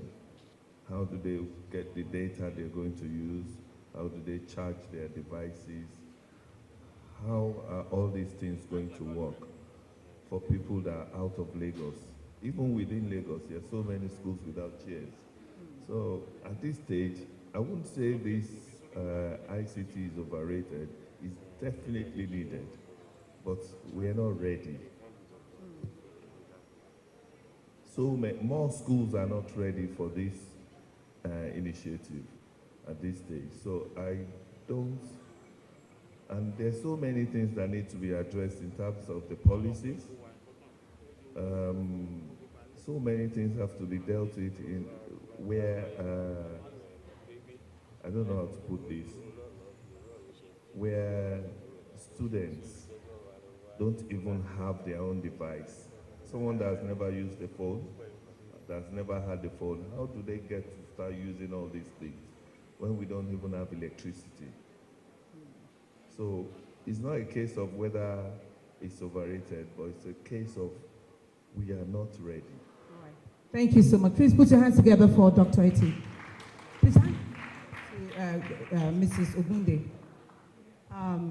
I'm coming to you directly before coming to Dr. Ogudoro, because I know as a parent how passionate you are about ensuring that parents, regardless of where they live, send their children to school. That drive that you have, the education system that we have in the country, the ICT industry, are they working for you? Thank you very much, Sheon. Like I stated earlier, even if we try to hold things down, the reality is that we cannot. And we have to start from somewhere. And everything is about a process. 2 years ago in this country, a lot of us will probably put our cash in our handbag. A lot of us will probably ensure that when we're going home for the weekend, we have cash at home. Now you can carry my bag. You will barely find, you may not even find any note, so long as you don't take my card. Even if you take my card, you may not even know my password. We never knew this was going to be possible. But here we are today. We had no choice but to embrace it. For a lot of parents, because they don't want their children to be stuck where they are, parents are ready so long as they have shown the way. Yes, he has made a very tangible point that there's schools without chairs, there's schools without tables. That's the reality of our country. We are battling with a lot of things that makes the ecosystem concerning the education sector very, very difficult. If we choose to wait till we are ready, I can tell you 20 years from now, if we don't think thoroughly about our leaders, I don't want to use any kind of words, we may still be having children who are sitting on the floor. We will still be talking about electricity. I mean, 30, 50 years ago, it was up NEPA. We are still doing up NEPA till today. The reality is that parents want their children to have a better opportunity at life. And I can assure you, technology is doing that. He made some points about learning basic skills through technology. That is a way out for parents. And as a parent, I will certainly embrace it. Thank you very much. Thank you so much. Please, a round of applause for Mrs. Akwedi. Doctor, I've been waiting to ask this question. I heard you talking earlier about our curriculum, which is what I talk about almost every day when I have the opportunity to be on television. But it's not really the crux of the matter today. If you take a look at Nigeria, are we really ripe, for embracing a policy that insists that our children must take the examinations computer-based examinations, when it seems as if we have some challenges? Well, as Mrs. Ogunde has acknowledged, we are in a world where we can't run away from ICT. We have to face that reality that that's where the world is. And we claim we are the giant of Africa, even though, to the best of my knowledge, I think South Africa remains the biggest economy on the continent. And currently we are not doing well, but unfortunately our politicians don't seem to be facing this reality. So yes, we all need to embrace ICT. But you have to understand that one of the reasons why we insist on education is the fact that education facilitates social migration. Education is a tool that enables you to climb out of poverty if you come from a very lowly economic background. Education is a tool that reduces inequality. One of the challenges we have with ICT when you don't deploy it properly is the fact that it will widen inequality rather than reducing it. And that's where we are as a country.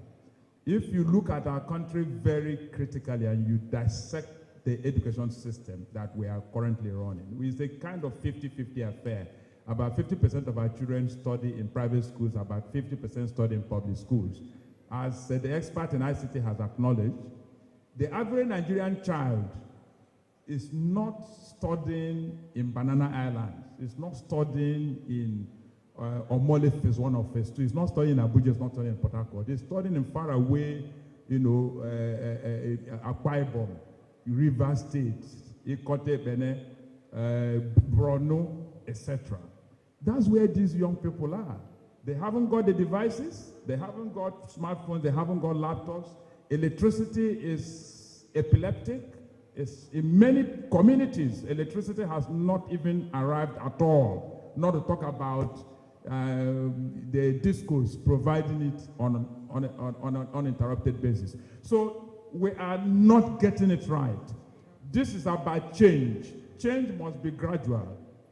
And what other societies have done is to let what we're trying to do get introduced gradually. So you can let CBT to run pari passu with pen and paper examinations. Pen and paper for children in rural communities who we didn't use computer to train. It is not a fair system for you to let a child be in the school system for 6 years without ever using computer to learn. And at the point you want him to prove what he knows, you're asking him to use computer to prove that. That is not how to run a fair, equitable, and just society. Thank you so much. Please put your hands together for Mr. Ogudoro. I'm coming to you, sir, because I know the training you gave all of us in broadcasting will be for us to understand the policies government at any point in time churns out those policies and how they really affect the people.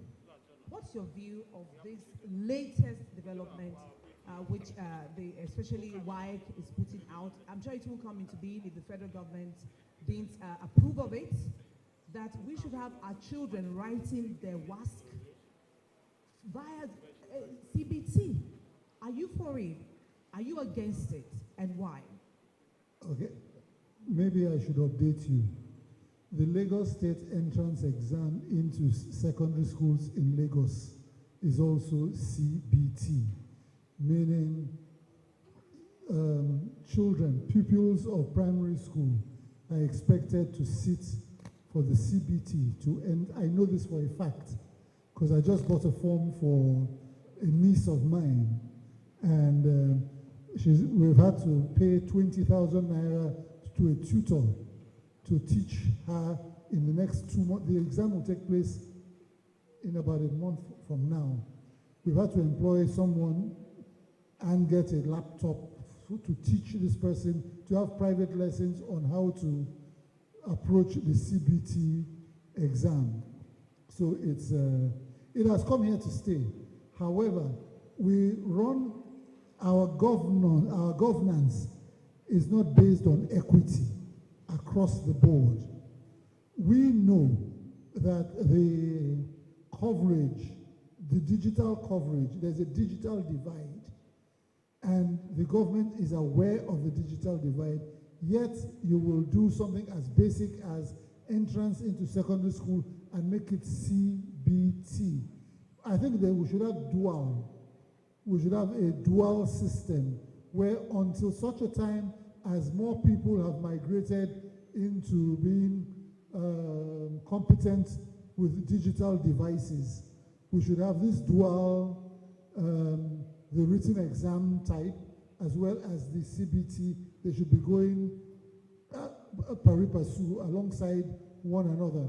But it would appear that our governments have no interest in the people, and equity just is not something that exists in governance. It's fine to say, okay, well, we will always have, like Mrs. Ogunde said, we will always have people who don't have chairs, no electricity in schools. It's fine to say that. But the truth is that that is our overwhelming reality. So we need to address that overwhelming reality whilst we cater for those who are fortunate enough to be digitally literate. Thank you so much. As people here together for Mr. Patrick Doyle. I call him Chief. Thank you, sir. I'm coming to you now, Dr. Eti. What did you actually think happened during the last JAMB glitch? What would have happened? From what I gathered, I think it has to be incompetency. I know there are some fantastic people representing these initiatives, but such thing happens every time in Nigeria, in general, when it comes to IT, even during election. Why is it that when we want to implement these ideas, something always goes wrong? You know, I think there are people throwing spanner into the works. There are some disruption somewhere. This is my own personal opinion. All right. Thank you so much. Thank you. All right. Please put your hands together for him. Man, I'm coming to you because we have to round off in just one round at this point in time. Do you think that the registrar of JAMB, Professor Ishaq Oloyede, should be sacked? I don't want you to put me on the spot on such a question, but because that's really putting on the spot question. It's going around, man. It's the same question for everyone. But I believe it should not be. And the reason is simple. If you compare what we had years ago to what we have today, there has been an improvement. When you sack someone, you are letting go of a whole wealth of experience. I always tell people that it's better to fail forward. You know something about failing forward? When you fail and you fail forward, that means you are taking time to look at all the mistakes you made in order to learn from them and move forward. So when we let go of that and bring in a fresh person, it will take time for that person to add.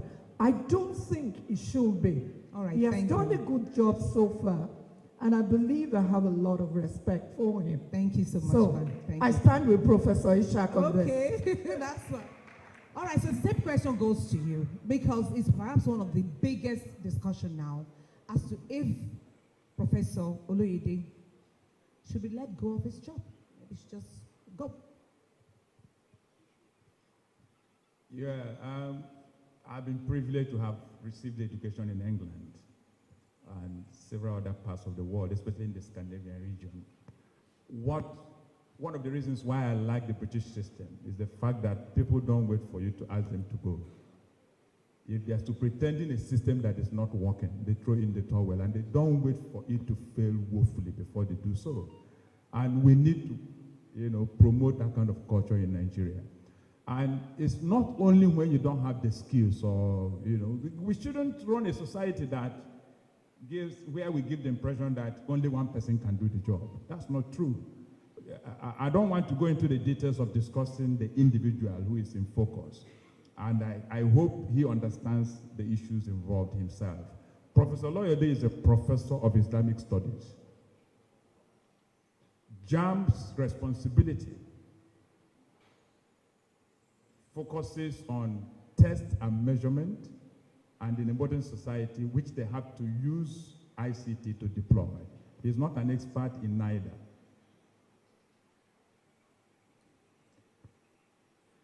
I hear people say in Nigeria that it doesn't matter, the leader doesn't have to be the expert in what the business of the organization is about, but the leader needs to know enough to be able to question his subordinates regarding what they're doing. So you feel that because so that he might not, I'm so sorry, wrong, Doctor, that because he possibly does not have a high-level ICT knowledge, yes, then it's not fit. Yeah, so it's not just ICT. I have told you two prongs measuring, test and measurement. That's JAMB's major responsibility. They are testing and trying to recruit students into universities.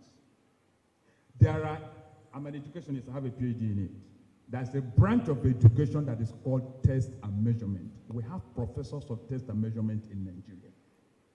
Some of them have been brought into this matter now that we have a crisis.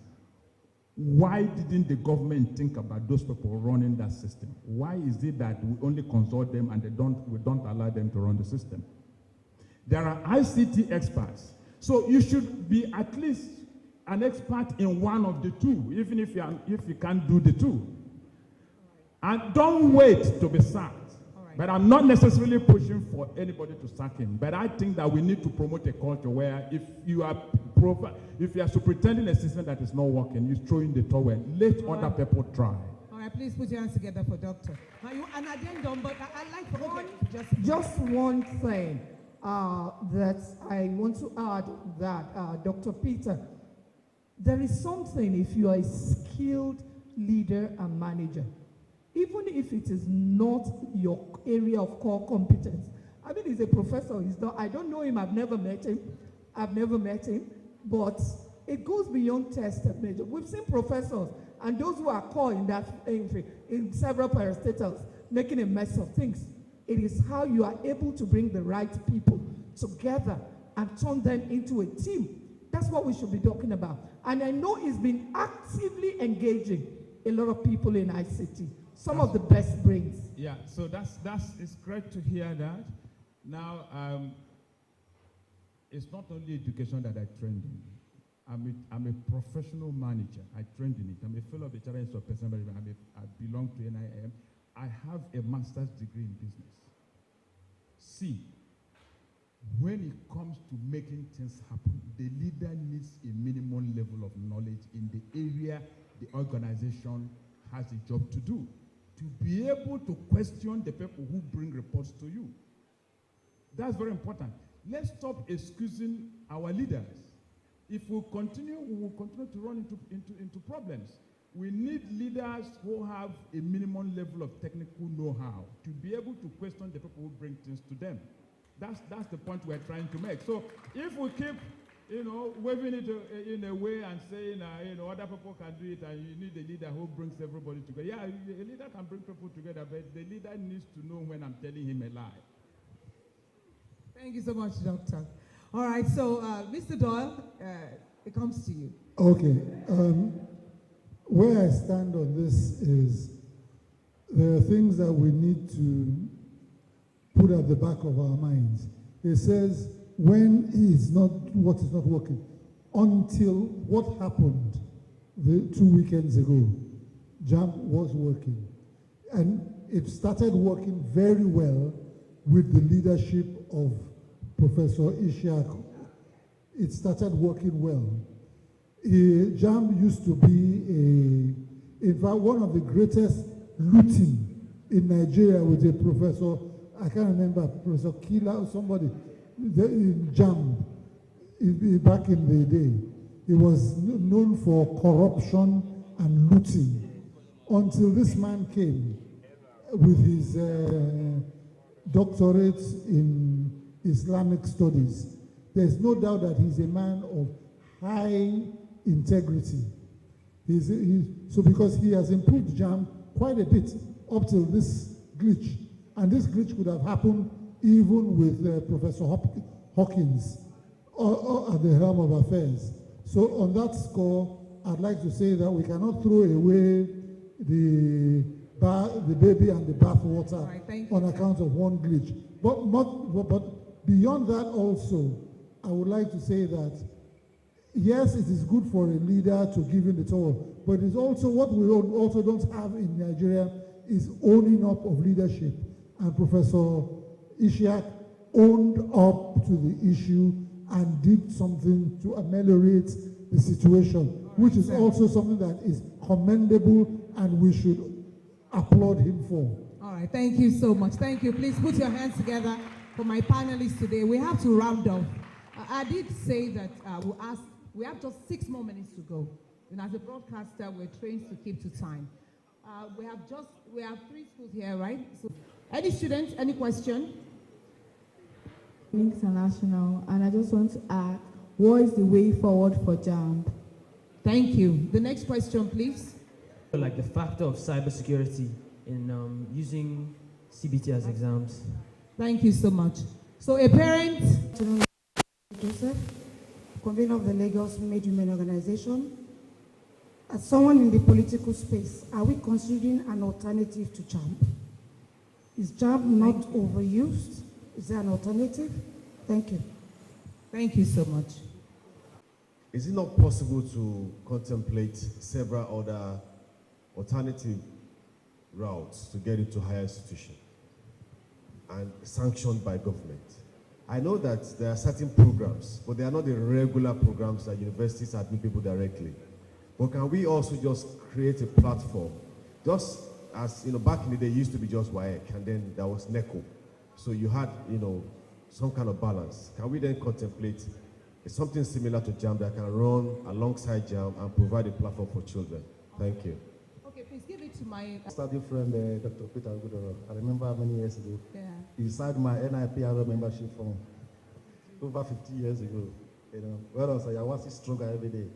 I want a question. Concerning the student, the candidate that committed suicide, that 90-year-old girl.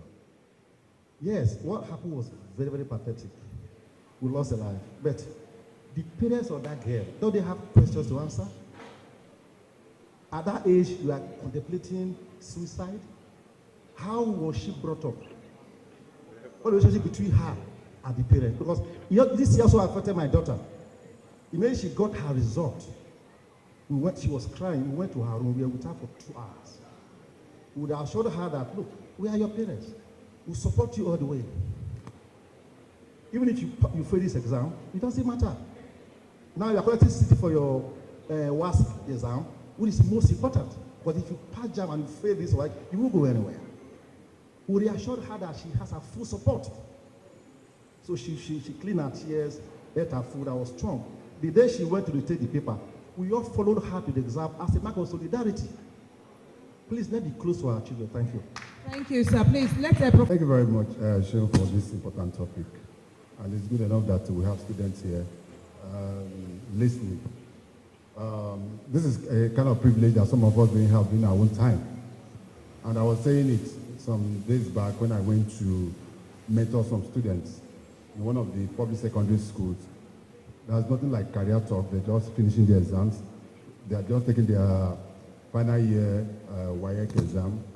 And you can see even some of the subjects that they are taking in WAEC, they didn't have teachers for them. And you continue to work. And yes, it's a fact. I'm telling you this. So yes, specific. I was there. They didn't have teacher for subjects, some of the subjects they are taking in WAEC. Now, but let's go back to JAMB. And just like President said, I also said that I'm a victim of that. Because my daughter wrote the JAMB, this particular JAMB, and I was shocked when the result came out. And the girl that is about 16, that's very, very brilliant, I mean, the first from JSS 1 was given a score of 150. And the poor girl was writing her WAEC exam. I couldn't tell her her result because I knew it was going to affect her. But prior to that, and that is why I tend to agree with Dr. Elijah, it's not just about the JAMB exam. The mock, whatever they said, the mock exam.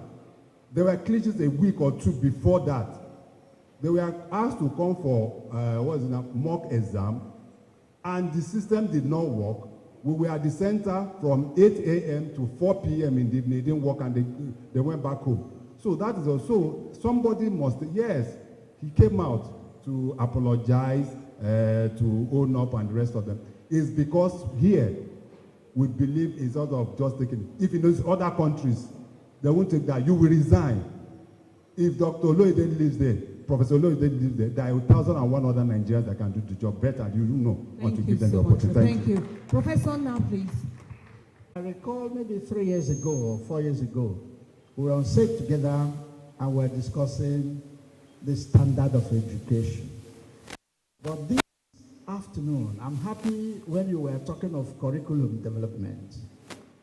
I think our problem is the curriculum, because the standard of education is a constant. I argue that the standard of education has not followed. I still maintain that stand. Because if you compare a child of 7 today with a child of 7 in the 60s, you will discover that this standard is even a bit higher. But the curriculum has fallen.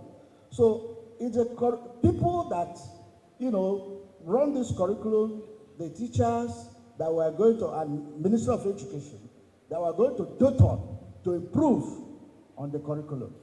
But when you're talking of standard, it's a constant. You talk of test and measurement. Thank God you read education, so you understand what I'm saying. So it is the curriculum that has fallen. Now, to Professor Loide, finally. First of all, it is not common in Nigeria for people to own up when they make mistakes. I doff my hat for him for owning up. However, he said he does not want to mention the names of the people that are involved. He should please go ahead and mention those people. Thank you so much. Thank you. Please, you have to go, please. Thank you very much, Joe. Very, very proud of you being here and having the privilege of being at this forum. Most times when we go for this kind of forum, we're always the organizers. So we never have time to sit down and appreciate what is being done. So I want to thank all of you for being part of this very well. What can I say? What do I want to say? 30 seconds. When you touch ICT, you are touching me. Because I live, I breathe everything on ICT. But when you bring it into the student matter, the first time I heard about CBT, are these students prepared enough to handle this? But now, you are now saying the whole of WAEC should also be CBT. Fine, no problem. What are you internally? What are you doing to make sure you raise the standard of JAMB to such a level that when this will happen, because if you as JAMB don't have the competence of what needs to be done in CBT, bringing in consultants to come and help you is a different thing entirely. They are coming in to make money. You in JAMB, you are not making money. It's a different thing. You must raise standard. Then you are saying that you want to make up for it. You want to make up for what students have used almost God knows how long. And because of it, someone committed suicide. I don't expect Anoloyede to come out and talk after somebody had committed suicide. You don't have anything to say. You resign. It's as simple as not just resigning. You resign. The federal government of Nigeria should take it up. They should set up committee. They want to know what happened. Not coming back here and telling us that you want to, you are doing a makeup exam for it. Makeup exam, my foot. Thank you so much. All right. Of the education sector. Because if we're not careful, that is what we will all do. They are not the ones responsible for chairs. They're not the ones responsible for tables. They are not the ones responsible for curriculum. Let's point the finger where it should become the Ministry of Education. Lack of commitment by our leaders. Corrupt practices that ensures that the huge budget of allocation does not get to the classrooms, does not get to our schools, does not support the infrastructure ready for us to embrace ICT. Let's address the corruption. Once we do that, we will stop blaming it, parastatal. Oh yeah. Dr. we have to do in a minute. So you have a very big job to do within a minute. Cybersecurity in ICT, in CBT in Nigeria, how is it affecting the conduct of examinations, so to speak? Also, what's next for JAMB? In just 1 minute. Good. What's next for JAMB? First of all, I believe in change. Change is constant. To be fair, these students, if they messed up in their work, they get failed. So why can't they fail this man for this job that he has done so badly that some student might have committed suicide? Do you understand? I don't know the guy. I know about him. I've heard from my Egbon here that he's a man of integrity and all that. But you see, he probably doesn't have a good team behind him. As for cybersecurity, that is the exact result we are seeing now. That's why I mentioned earlier that these policies have to be addressed. This Data Protection Act have to be refined. These people are just messing with our children's life. You know, someone that must have done this is definitely deliberate. I mean, I'm into IT. Computer don't fail just like that. All right, thank you so much, sir. All right, let's we all give the have phone. phones. We all have phones in our hands. How many times does your phone fail? Is the software? I got you, sir. Thank you, sir. Please put your hands together for him. All right, sir. Please, 1 minute, sir. Well, he's brought up another very germane point, that it might have been sabotage. And if it is sabotage, it doesn't matter whether the man had the skills of an ICT expert or not. But however, the most profound thing I've heard today in this place comes from Dr. Peter, where he said, how can you use a 2-hour objective test to determine the future of a child? What's wrong with incorporating the transcript? So everybody was asking, should it just be JAM? I said, I agree, it shouldn't just be JAM. It should be JAM plus the transcript of the students, so that way you give the students a fair chance. Because on the day of JAM might be an off day. Like some footballers don't do well on some days and do brilliantly on others. So I think that the 6 years of this child being in the secondary school system should be incorporated into determining whether or not this person should move on to university or tertiary education. Thank you so much, sir. Please, a round of applause for him. Doctor, I know it. Okay. I do not want us to sweep the matter of leadership under the carpet. We have, in leadership and management, we talk about benchmarking. We have seen organizations, government agencies that have worked in this country. And most of those places that have worked have been led by competent people. When we say competent, it's not about whether you are morally upright or not. Uprightness and morality is no proof that you are competent to run a system, that you are an honest person. We saw Tai Sholari, I think it was during Babangida's time. Everybody knew that he was an honest man, and he was an honest man. We could see that. But he was given a bank for poor people to run. The bank failed woefully. Because he didn't understand what his subordinates were doing. He couldn't ask them relevant questions. We have also seen agencies in Nigeria that have excelled and brought international recognition and respect to us. NAFDAC, under Professor Dora Akunyili, worked. It wasn't by chance that it worked. Professor Akunyili had relevant training in the field that NAFDAC has responsibility to oversee. She was a professor of pharmacology. She taught in the university, she understood leadership, and she excelled there, and she won awards from all over the world. Americans were coming here to learn from Akunyili. She had technical know-how. When Akunyili excelled in NAFDAC, and government got deceived into thinking that she can excel everywhere, it didn't work. They moved her to Ministry of Information.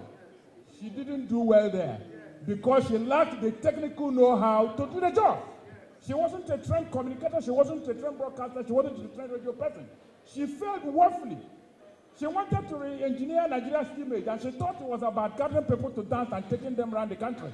It didn't work. We have seen Professor Ransom Kuti, a professor of medicine, when he was Minister of Health in this country. The ministry worked. We have seen several other Nigerians who have been given responsibilities in their areas of expertise. Those places worked. Thank you. That's important. And then Can we talk about alternatives? The Yes. answer certainly is Yes. yes. Okay. That's my specialty. My doctoral research was done on alternative routes to higher education.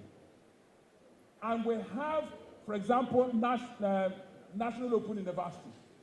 As we speak now, the reason why these young people don't think about National Open University is because most of them don't even know it exists. We don't have a functional career management system in Nigeria that exposes these children to the opportunities they have both within and outside the country to get good quality education.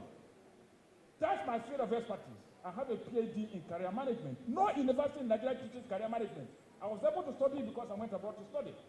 We haven't started paying attention to the things that matter to us. We should stop sweeping our problems under the carpet. All right. There are distance learning programs across the country. And many of the courses that these children should be studying, they are not asking for them. They only know medicine, pharmacy, business administration, accountancy, and the various branches of engineering. Thank you so There are much, sir. 1,001 other areas that they can study even without JAM, and they will excel. You can learn for only one year now with only a school certificate and start earning money in thousands of dollars from abroad. Thank you so much. Dr. Peter Ogudoro there. I'd like to thank all my panelists, Dr. Peter Ogudoro, for making our time to be here today. Mrs. Yinka Ogunde, you are not leaving, ma'am. We thank you indeed for making our time to be here. Dr. Drusmi Esia, thank you so much, sir, honestly, for being here today. I appreciate you. My Egbon and boss by all standards, so thank you so much, sir. Veteran broadcaster and legendary actor, Patrick Dorwood. Thank you, sir, for being part of it. Please put your hands together for our panelists.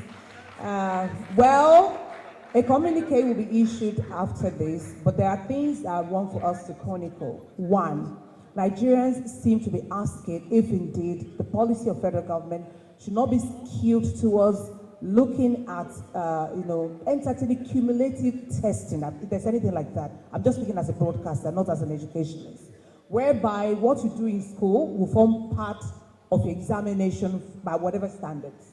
It means that there will be a lot of work for the Ministry of Education to do, both at the federal and at the state level, for them to be able to cumulatively have students' scores tally with whatever they do eventually. Because some schools may decide to, at the end of it, make sure that their students pass very well, so that whatever they face, right, and in the larger scale may not affect them. In all of this, we're looking, then the call for Professor Oloyede's, removal from office was also discussed. We also are looking at how government can pay attention to developing educational infrastructure in the country. And today we didn't talk much about the quality of teachers we have because it's not the focus, but maybe someday soon, as one of our annual encounter series, we'll pay attention to that. Once again, that's Dr. Peter Ogudoro, we thank you for being part of Encounter 2025. Mrs. Yinka Ogunde, we thank you indeed for being part of this event. Dr. Drusmi, blessed, thank you so much for coming. And we thank you, sir, legendary Patrick Dorwood, we thank you very much. All the teachers, we thank you, the students and everyone here. So it has been the Encounter 2025. Believe it is the first edition. First. It's the first. And I thank you all for this. So before we leave, of course, we'll take a good picture now. Then the winners will be announced. Baker, Rollers, AJCA, MON. AP represented by Ambassador Cornel Udofia. They are yet to actually honor Sheung Oye. He is one of the judges, so he's the spokesperson to quickly do a recap of how it all went down. And of course, we're all winners. The moderator of the debated on four points or 4 areas. First was content and the strength of their argument. Then we went to the delivery and presentation, then also their style and persuasion and their organization and time management. So, are you ready? In third position with 14.5 points over 30. Please put your hands together for number 4. Okay, third runner up. Okay, number 4. Okay. Number 4, in fourth position, third runner up with 12 points. for 12 points. All right, let's put our hands together for Ronick Schools. I'm sure you're surprised. So now let me tell you, you got on stage, your delivery was exceptional, but you were arguing against yourself. You were arguing against yourself. So, for points, please put your hands together for King's Anchor. King's Anchor. Third position. Where you at? Debated is the person collecting for the school. Please bring the plaque. The plaque and the dummy check to each. Okay. So, this is third position. Third position. Third position. There's a fourth position, there's a third, there's a second, and a first. So in second position, that's first runner-up. In second position, with 15 points, please put your hands together for... Excuse me, please. Can we have the presentation? Presentation? Here. All right, just go to the middle. Go to the middle for your presentation.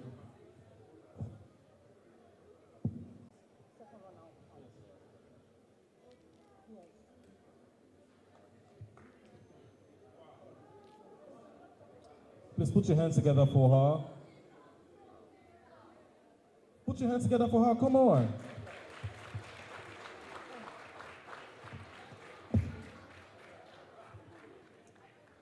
So now that's third position, second runner-up.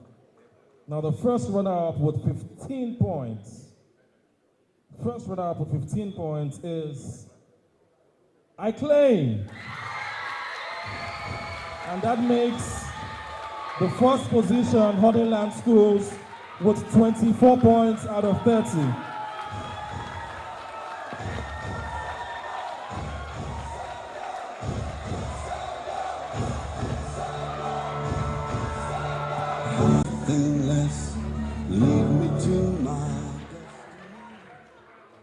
Points out of 30.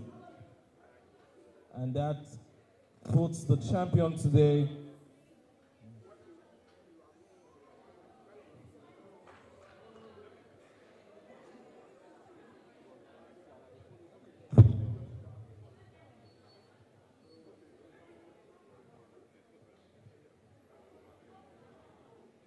Please let's put our hands together for Honeyland School.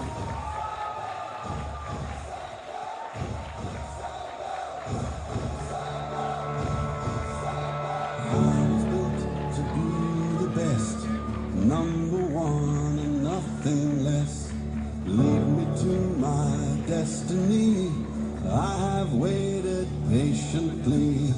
I have vision, though I believe. I know I can count on me. So stand up for the champions, for the champions. Stand up, stand up, stand up for the champions, for the champions. Stand up. Will come. As they come, we'll give it to them along. They'll take it along with their...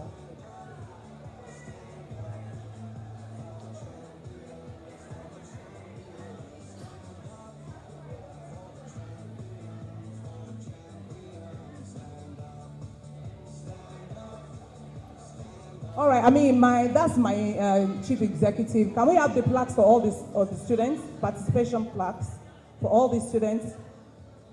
On behalf of the Encounter 2025, I Claim Comprehensive High School. Are they here?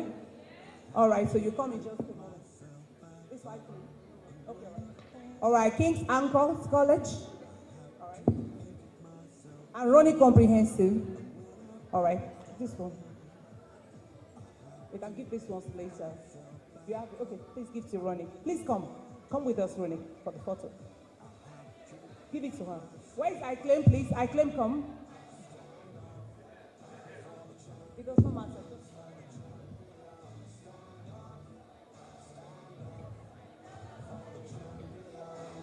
I hope our panelists are here because we are giving them their gifts as well.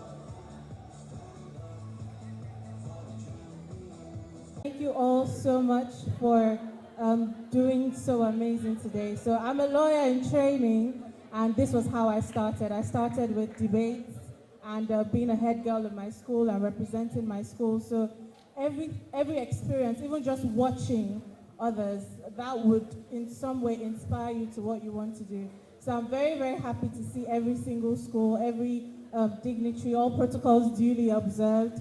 I'm very, very proud of everyone. Every person is a winner, as my mother said. And I wish you all the best. And I know that even from now, you would look out for more opportunities and do even better.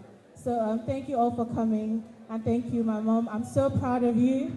I'm so proud of you. I've been watching my mom since I was little, and I'll be kissing the television. I am so proud of you, mother. I'm so, so proud of you. And we've been through a lot, and this is it.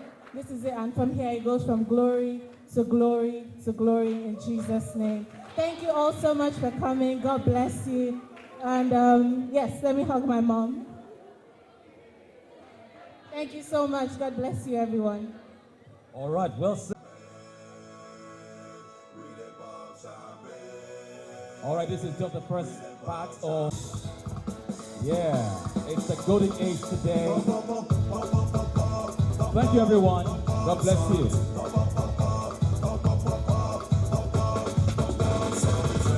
Take a picture with somebody. Connect. Remember to network. All right, mingle with other students.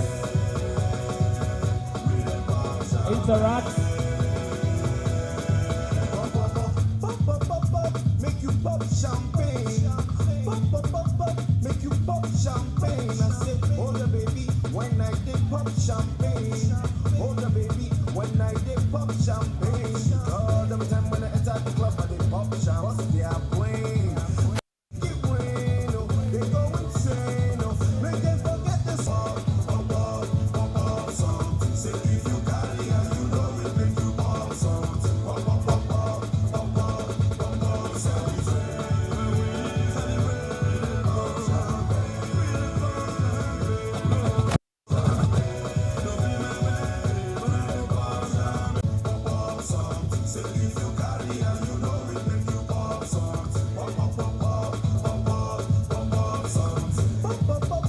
make you pop champagne.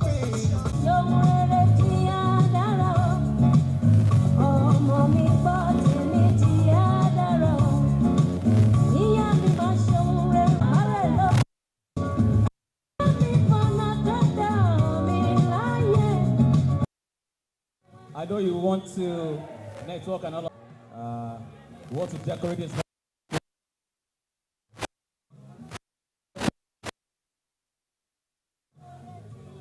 Please pick your package. Thank you so much for coming. See you next year. God.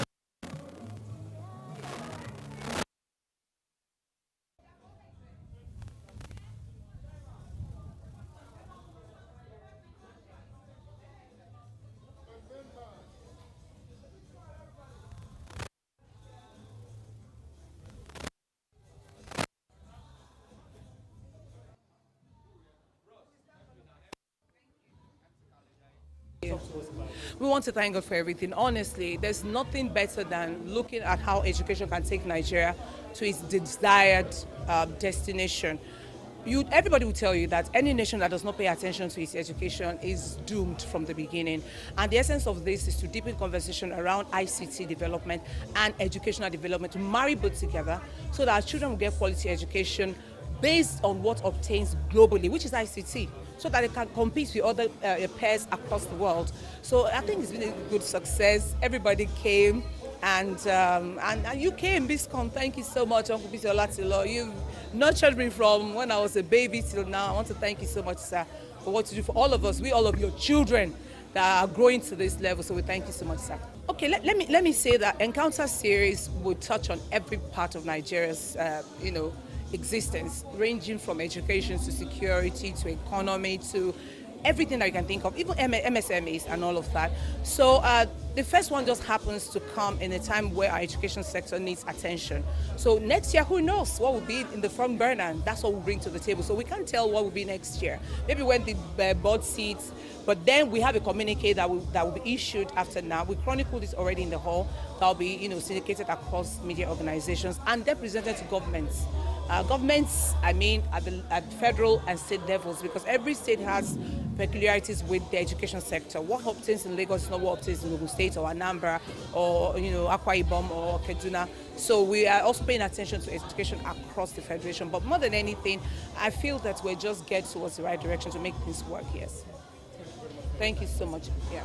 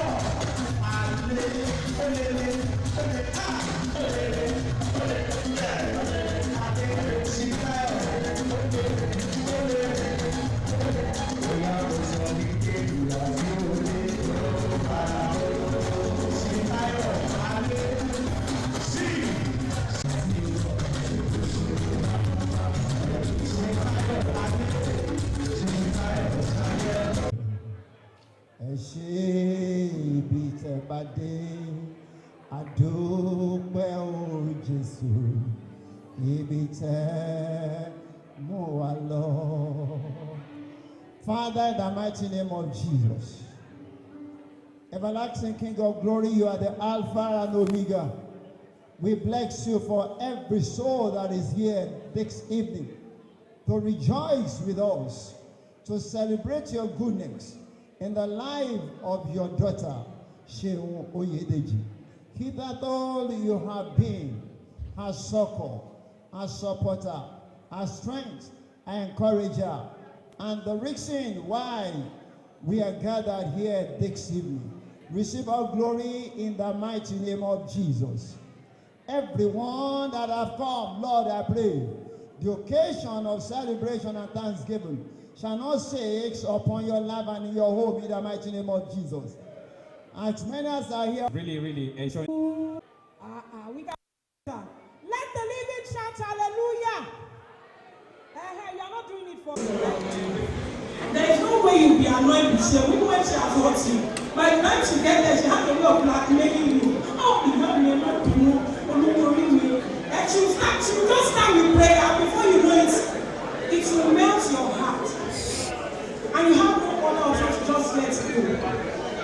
That is who Shehu is. I don't know who she is to you, but that's who she is to me. And I want to identify that with so many of our sisters here too. She's a wonderful person, and I pray God will continue to help you. He will see you through. Job chapter 5, verse 19 downwards talked about, the blessings and the miracles of celebrating yourself and what God has proclaimed concerning each life. And towards the end, he said something. He said, we have searched it, and we have found out, you can confirm it. That's about 26 to 27, that it is true. You have the grace to live long in health, in wealth, in abundance. And Shehu is just one of those people that God is going to, and he will do the same for every one of us as we celebrate it at today. So Shehu, glory be to God for you. God bless you. Wonderful young lady that I don't think I'll have enough words to describe. She's exceedingly humble, like someone had noted here. And when you have Shehu in your corner, you can always go to bed. I've known this lady for well over 30 years, and I've been around her through different phases in life. And here's a lady that has such a great heart, such an excellent spirit, that she doesn't get faced by challenges. And when she's even making her great positive strides, you never see her wear those strides on her wrist or show off or project as if she's that big lady. Most importantly, she's extremely, very, very humble, accommodating, and supportive. My prayer is that as the Lord lives, you shall celebrate many more years, and all the dreams, all the virtues you have deposited in a very beloved daughter, praise, God Almighty will multiply them, shall increase them, and they shall be millionfold even beyond your heart desires. I wish you very, very well, and I pray that in the next 10 years, you'll also be able, strong and healthy enough, to gather all of us here, and we shall continue to celebrate you. I praise God, I thank God for your life, and to God be the glory for everything. Congratulations, Shehu. Wow, I love that. Okay, let me quickly do this.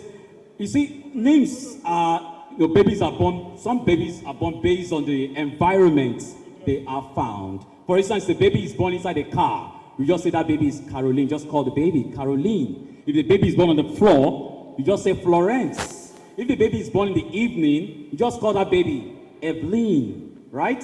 Now, if the baby is born inside a van, what will you call that baby? I can hear you. Vanessa, nice one. Okay, let's move forward with our accolades. The celebrant really wants to have ahead, what do you want to do now, Let's invite Mr. Musa Issa. He's the head of news, Rhythm FM. Oh, he's not here yet? Good evening all, and thank you for being part of this glorious event. A lot has been said about Sheung, and the truth is, words may not be enough to describe this angel. There is no doubt about it that Sheung is a very amiable lady. Sheung attracts people naturally. Sheung cares about people, and she cares particularly about her friends. Sheung is a professional to the core, and Sheung is a good woman. If you look around the hall today, when I came in here around 2 o'clock, I asked myself, what is happening? But something tells me Sheung has a way of doing her things. So I took my leave to go and do 1 or 2 things. And by the time I came back, we were struggling to have that space to sit. And for you to attract this quality audience, ladies and gentlemen, please, Sheung deserves a big round of applause. Can we give it to her? Can we give it to her? Sheung, Ọlọ́run á máa gbàdúrà ẹ o. Sheung, ọkàn á balẹ̀. Sheung, inú ẹ̀ á dùn kálẹ̀. Ẹwà ara ẹ tí o fi ń wọn aráyé kò ní ṣá. Ọmọ rẹ á dirún á dìgbà fún ẹ. Lókèlókè ni o ló ń lọ o, ò ní relẹ̀. Lágbára Ọlọ́run, lágbára Èdùmàrè. Ìròyìn rere la máa gbọ́ ń pa ẹ̀. Ó wàá dàgbà o, ó dògbó o wá ní fọwọ́ ralẹ̀ láti jẹun. Ọmọ ẹ wàá jẹun ọmọ o Ṣeun, ṣùgbọ́n lágbára Èdùmàrè ò ní dúró de oúnjẹ ọmọ kó tó jẹun. God bless you. How are you? Happy birthday. Good evening, everybody. A lot has been said about you. I knew you ever since, and then by the time we connected again, it was as if we never, discussed apart. And like I said, I'm not going to repeat every single thing everybody has said today. All I'll just say is congratulations, and I wish you all the best. I wish you long life. I wish you prosperity. I wish you more money. I wish you more grace. I wish you more beauty. Your heart desires will be met by the grace of God. Every single thing you lay your hands on will prosper in the mighty name of Jesus. You shall live to see your children in the mighty name of Jesus. Congratulations. Celebrants would like you to say a few words to her on this day that she's celebrating. Please clap for him. The more we clap, the faster it comes as well.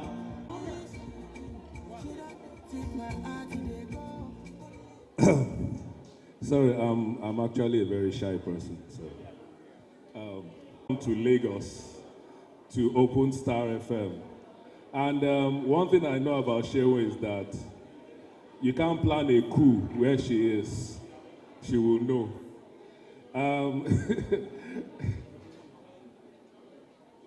Well, I can't stop people from talking. Can we have one house, please? The celebrant would like. And so shall it be.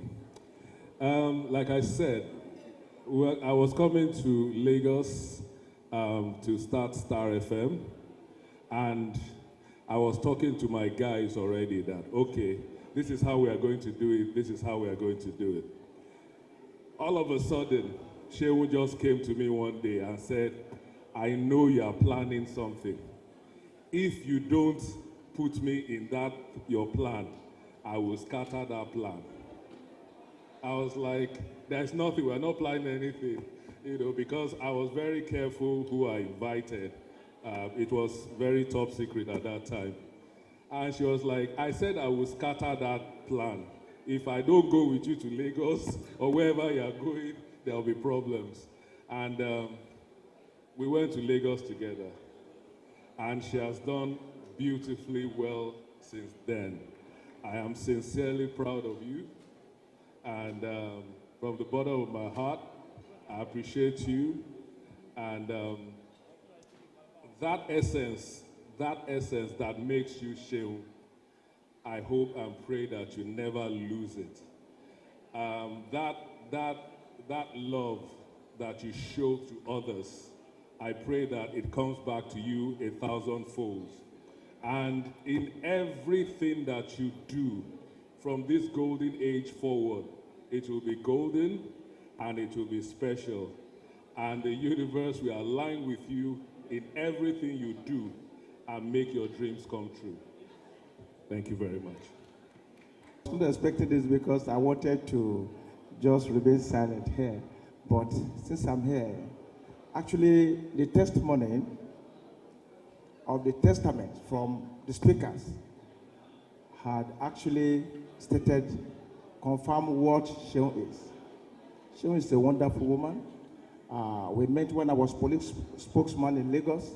She was covering crime then, and thereon I discovered that this is a woman that is so diligent in her duty, very friendly, and on many occasions we had cause to exchange ideas, and these are beautiful ideas that today I give glory to God.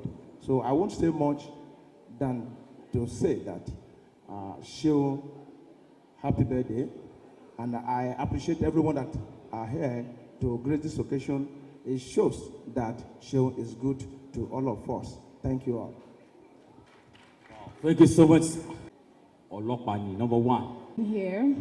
Thank you for coming out to celebrate our jewel. My mama, she calls me Aburomi.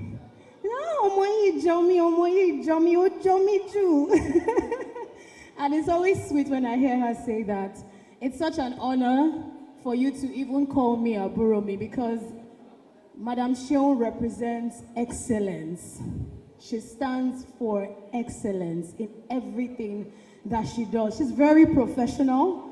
She's not attached to sluggishness, lackadaisical attitudes, nonchalance. She's not attached to anything like that. When you see her, you know she's here for business, and she stands on business. Happy birthday. Silverbird, say hi. Yes, we are proud of you.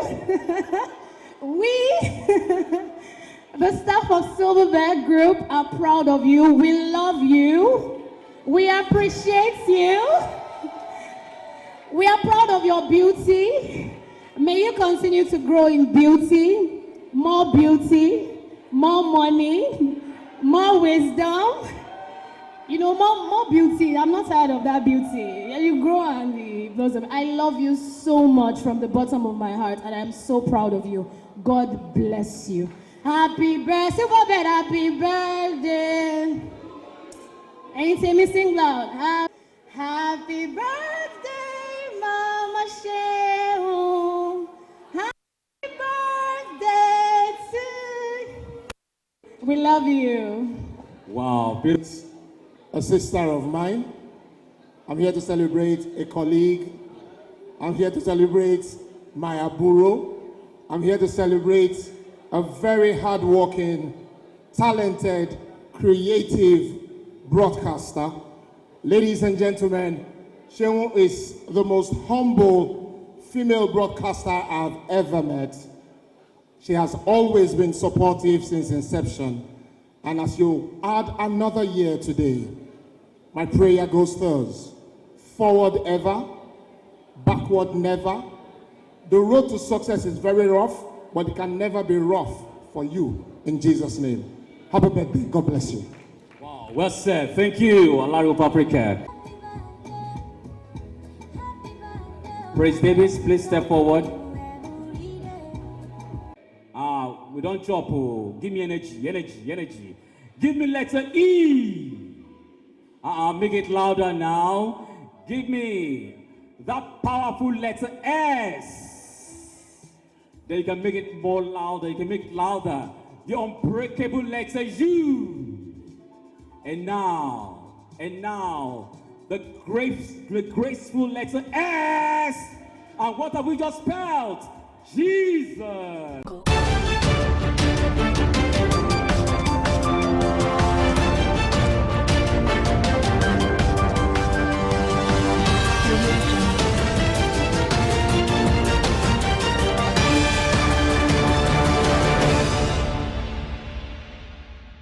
Hello and welcome to Biscon TV News.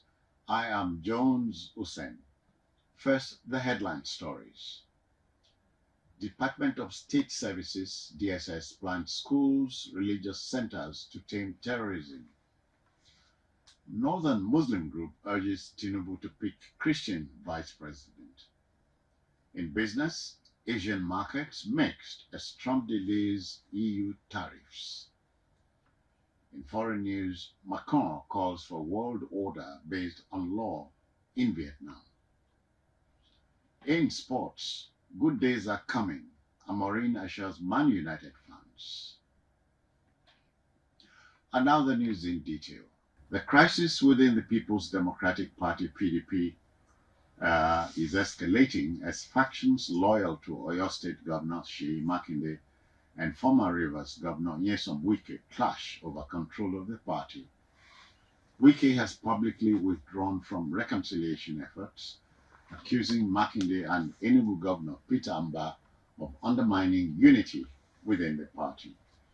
These internal struggles have threatened the upcoming 99th National Executive Committee NEC meeting scheduled for May 27th, with the party's Board of Trustees stepping in to try to salvage the situation. Despite intervention efforts from the Reconciliation Committee led by former Senate President Bukola Saraki, long-standing disputes, including the Rivers political crisis and disagreements over key party positions, continue to delay decision-making. Wike, supported by some northern governors, expressed frustration over decisions taken by Makinde, Mba, and Bauchi Governor Bala Mohammed, claiming they marginalize his camp. The leadership rift has led to multiple postponements of the NEC meeting, and Wike's withdrawal marks a major blow to efforts at unification within the party. To this now, in an unconventional but strategic move, the Director General of the Department of State Services, DSS, Oluwatosin Ajayi, has announced investments in schools, worship centers, and sporting facilities nationwide to fight terrorism through community engagement. Speaking at the inauguration of the Bola Ahmed Darul Islam Center at Kaduna, Ajayi stated that these interventions aimed to reduce social discontent and build trust in vulnerable communities, an approach he believes was crucial to national security. The new Islamic Center, funded personally by Ajayi, a Christian, was praised as a symbol of religious unity and interfaith tolerance. The Sultan of Sokoto, Mohammed Saad Abubakar III, described it as a legacy project and commended President Tinubu for appointing Ajayi. DSS insists that no operational or public funds were used, but that rather contributions from CSR and private stakeholders. The agency says these efforts represent a broader shift towards addressing the root causes of insecurity through social development. A Northern Muslim advocacy group, the Concerned Northern Muslim Ummah, is calling on President Bola Tinubu to select a Christian running mate ahead of the 2027 presidential elections. In a statement by its convener, Bala Duguri, the group explained that the recommendation followed wide consultations across northern states and reflects a desire for religious balance in national leadership. Duguri acknowledged the success of the Muslim-Muslim ticket in 2023 noting the Christian community's role in ensuring electoral victory. He emphasized that fairness demanded a reciprocal gesture and urged Muslim aspirants to step down for Christian candidates in 2027. The group expressed continued support for Tinubu's renewed hope agenda, but insisted that inclusion and equity should be guiding principles for the next political phase. We'll go on a break now and return with business news.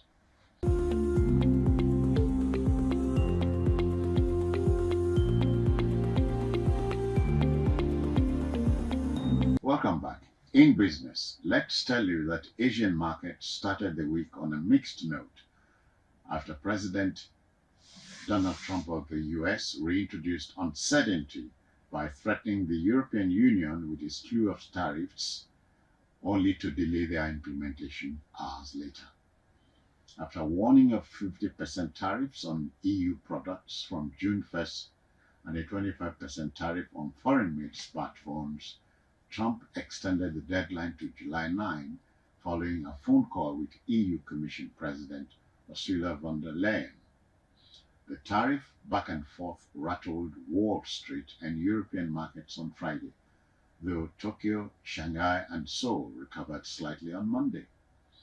Analysts warned Trump's unpredictability adds fresh risk for investors, especially with looming inflation concerns and rising U.S. deficits. Meanwhile, investors are closely watching the week's release of Federal Reserve meeting minutes and U.S. inflation data for further economic direction. Another break here for foreign news.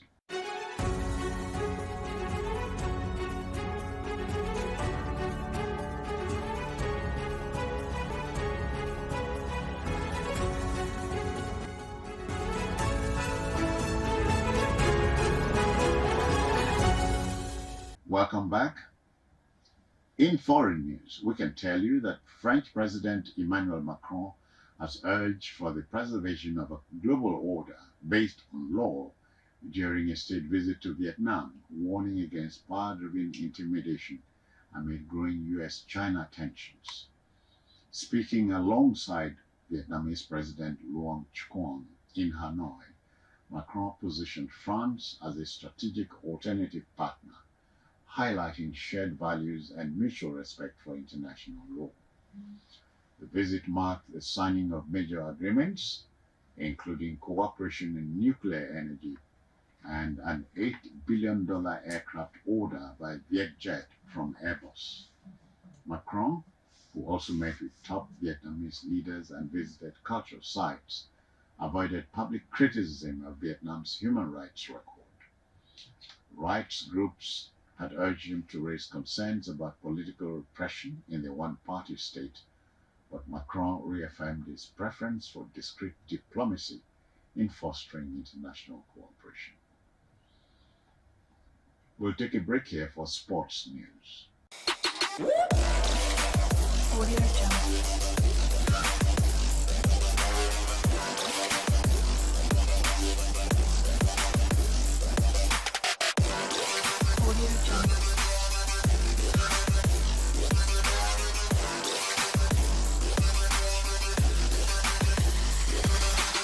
Hello and welcome to Sports Segment on Biscon TV News. Ruben Amorim has assured Manchester United supporters that the good days are coming after a disappointing campaign. United ended the 2024-2025 Premier League season with a 2-0 win against 10-man Aston Villa at Old Trafford on Sunday. The defeat ended Villa's hope of featuring in next season's UEFA Champions League, while United finished in a disappointing 15th place in the final standing. Addressing the fans after the game against Villa, Amorim apologized for the poor campaign, saying, "I want to apologize for this season. I am really disappointed with the team. Secondly, I want to say thank you. We are very grateful for your support over the season. I know it was very hard in many games. Now we have to make a choice. do we get stuck in the past because this season is in the past? Is this over? 6 months ago, I said the storm is coming. Today, after this disaster season, I want to tell you that the good days are coming. Thank you very much. See you next season. End of quote. Finally, in sports, 10 home-based Super Eagles players and officials have arrived in London, England for this year's Unity Cup. This was revealed on Monday morning by Super Eagles media officer Promise Efuge, as well as a video posted on the official Super Eagles handle. The 10 home-based players are Ahmed Musa, Junior Nduka, Ifeanyi Oyebuchi, Sadiq Ismaila, Wali Ojetoye, Papa Daniel, Xavier Isaac, Collins Ugweze, Sikiru Alimi, and Adamu Abubakar. The foreign-based players are expected to join their home-based teammates in the coming days. The Super Eagles will take on rivals Black Stars of Ghana in their first match of the Unity Cup on Wednesday, May 28 at the G-Tech Community Stadium, home ground for Premier League side Brentford. The two other countries taking part in the tournament are Jamaica and Trinidad and Tobago, who will kick off the competition on Tuesday, May 27th. That's all on sports.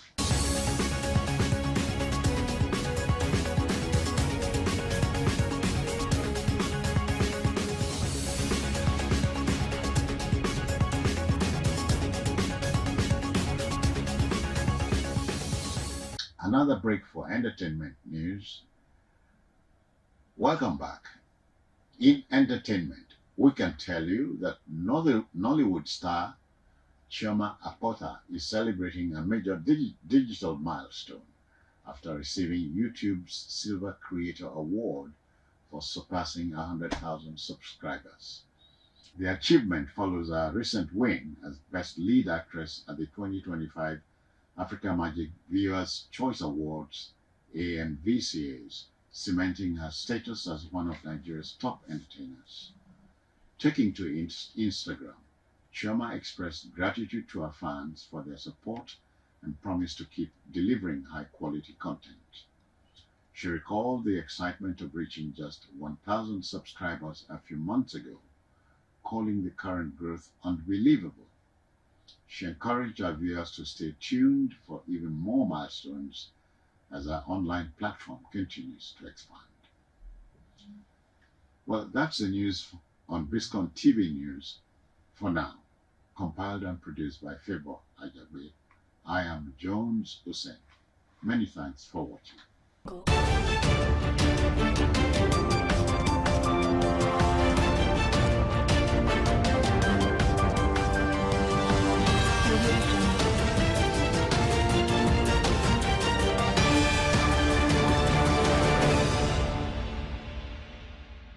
Make louder. The unbreakable legs are you. And now, the graceful legs are S. And what have we just spelled? Jesus. Woo! Nice one. Congratulations,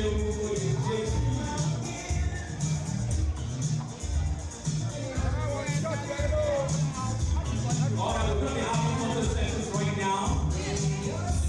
Photo session real quick.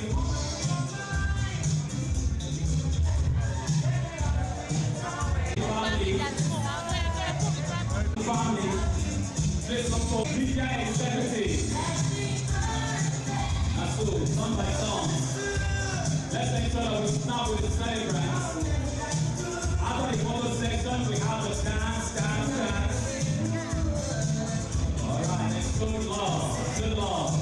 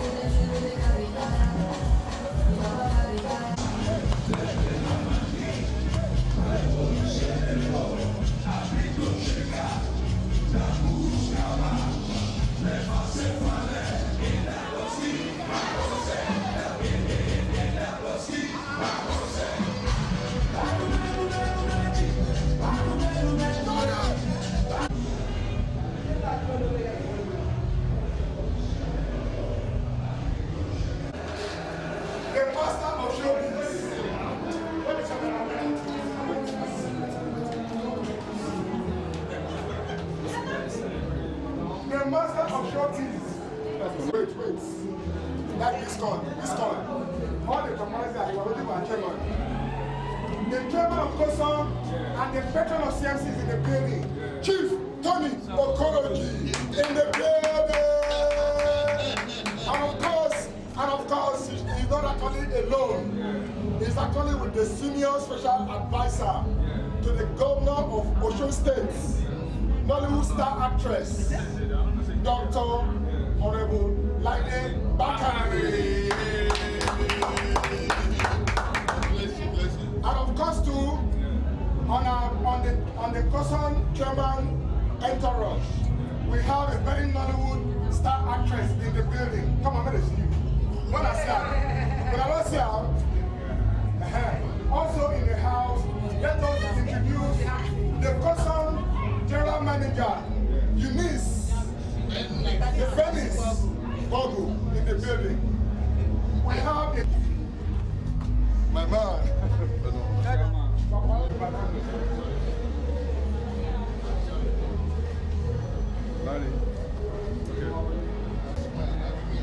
You are smart. Cassie in the building.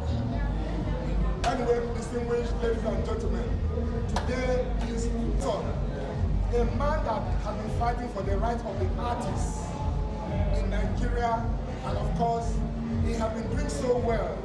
Our former chairman of PMAN, the patron of CMC Gladiators, a man that no man can push it. High Chief Tony Okoroji in the building.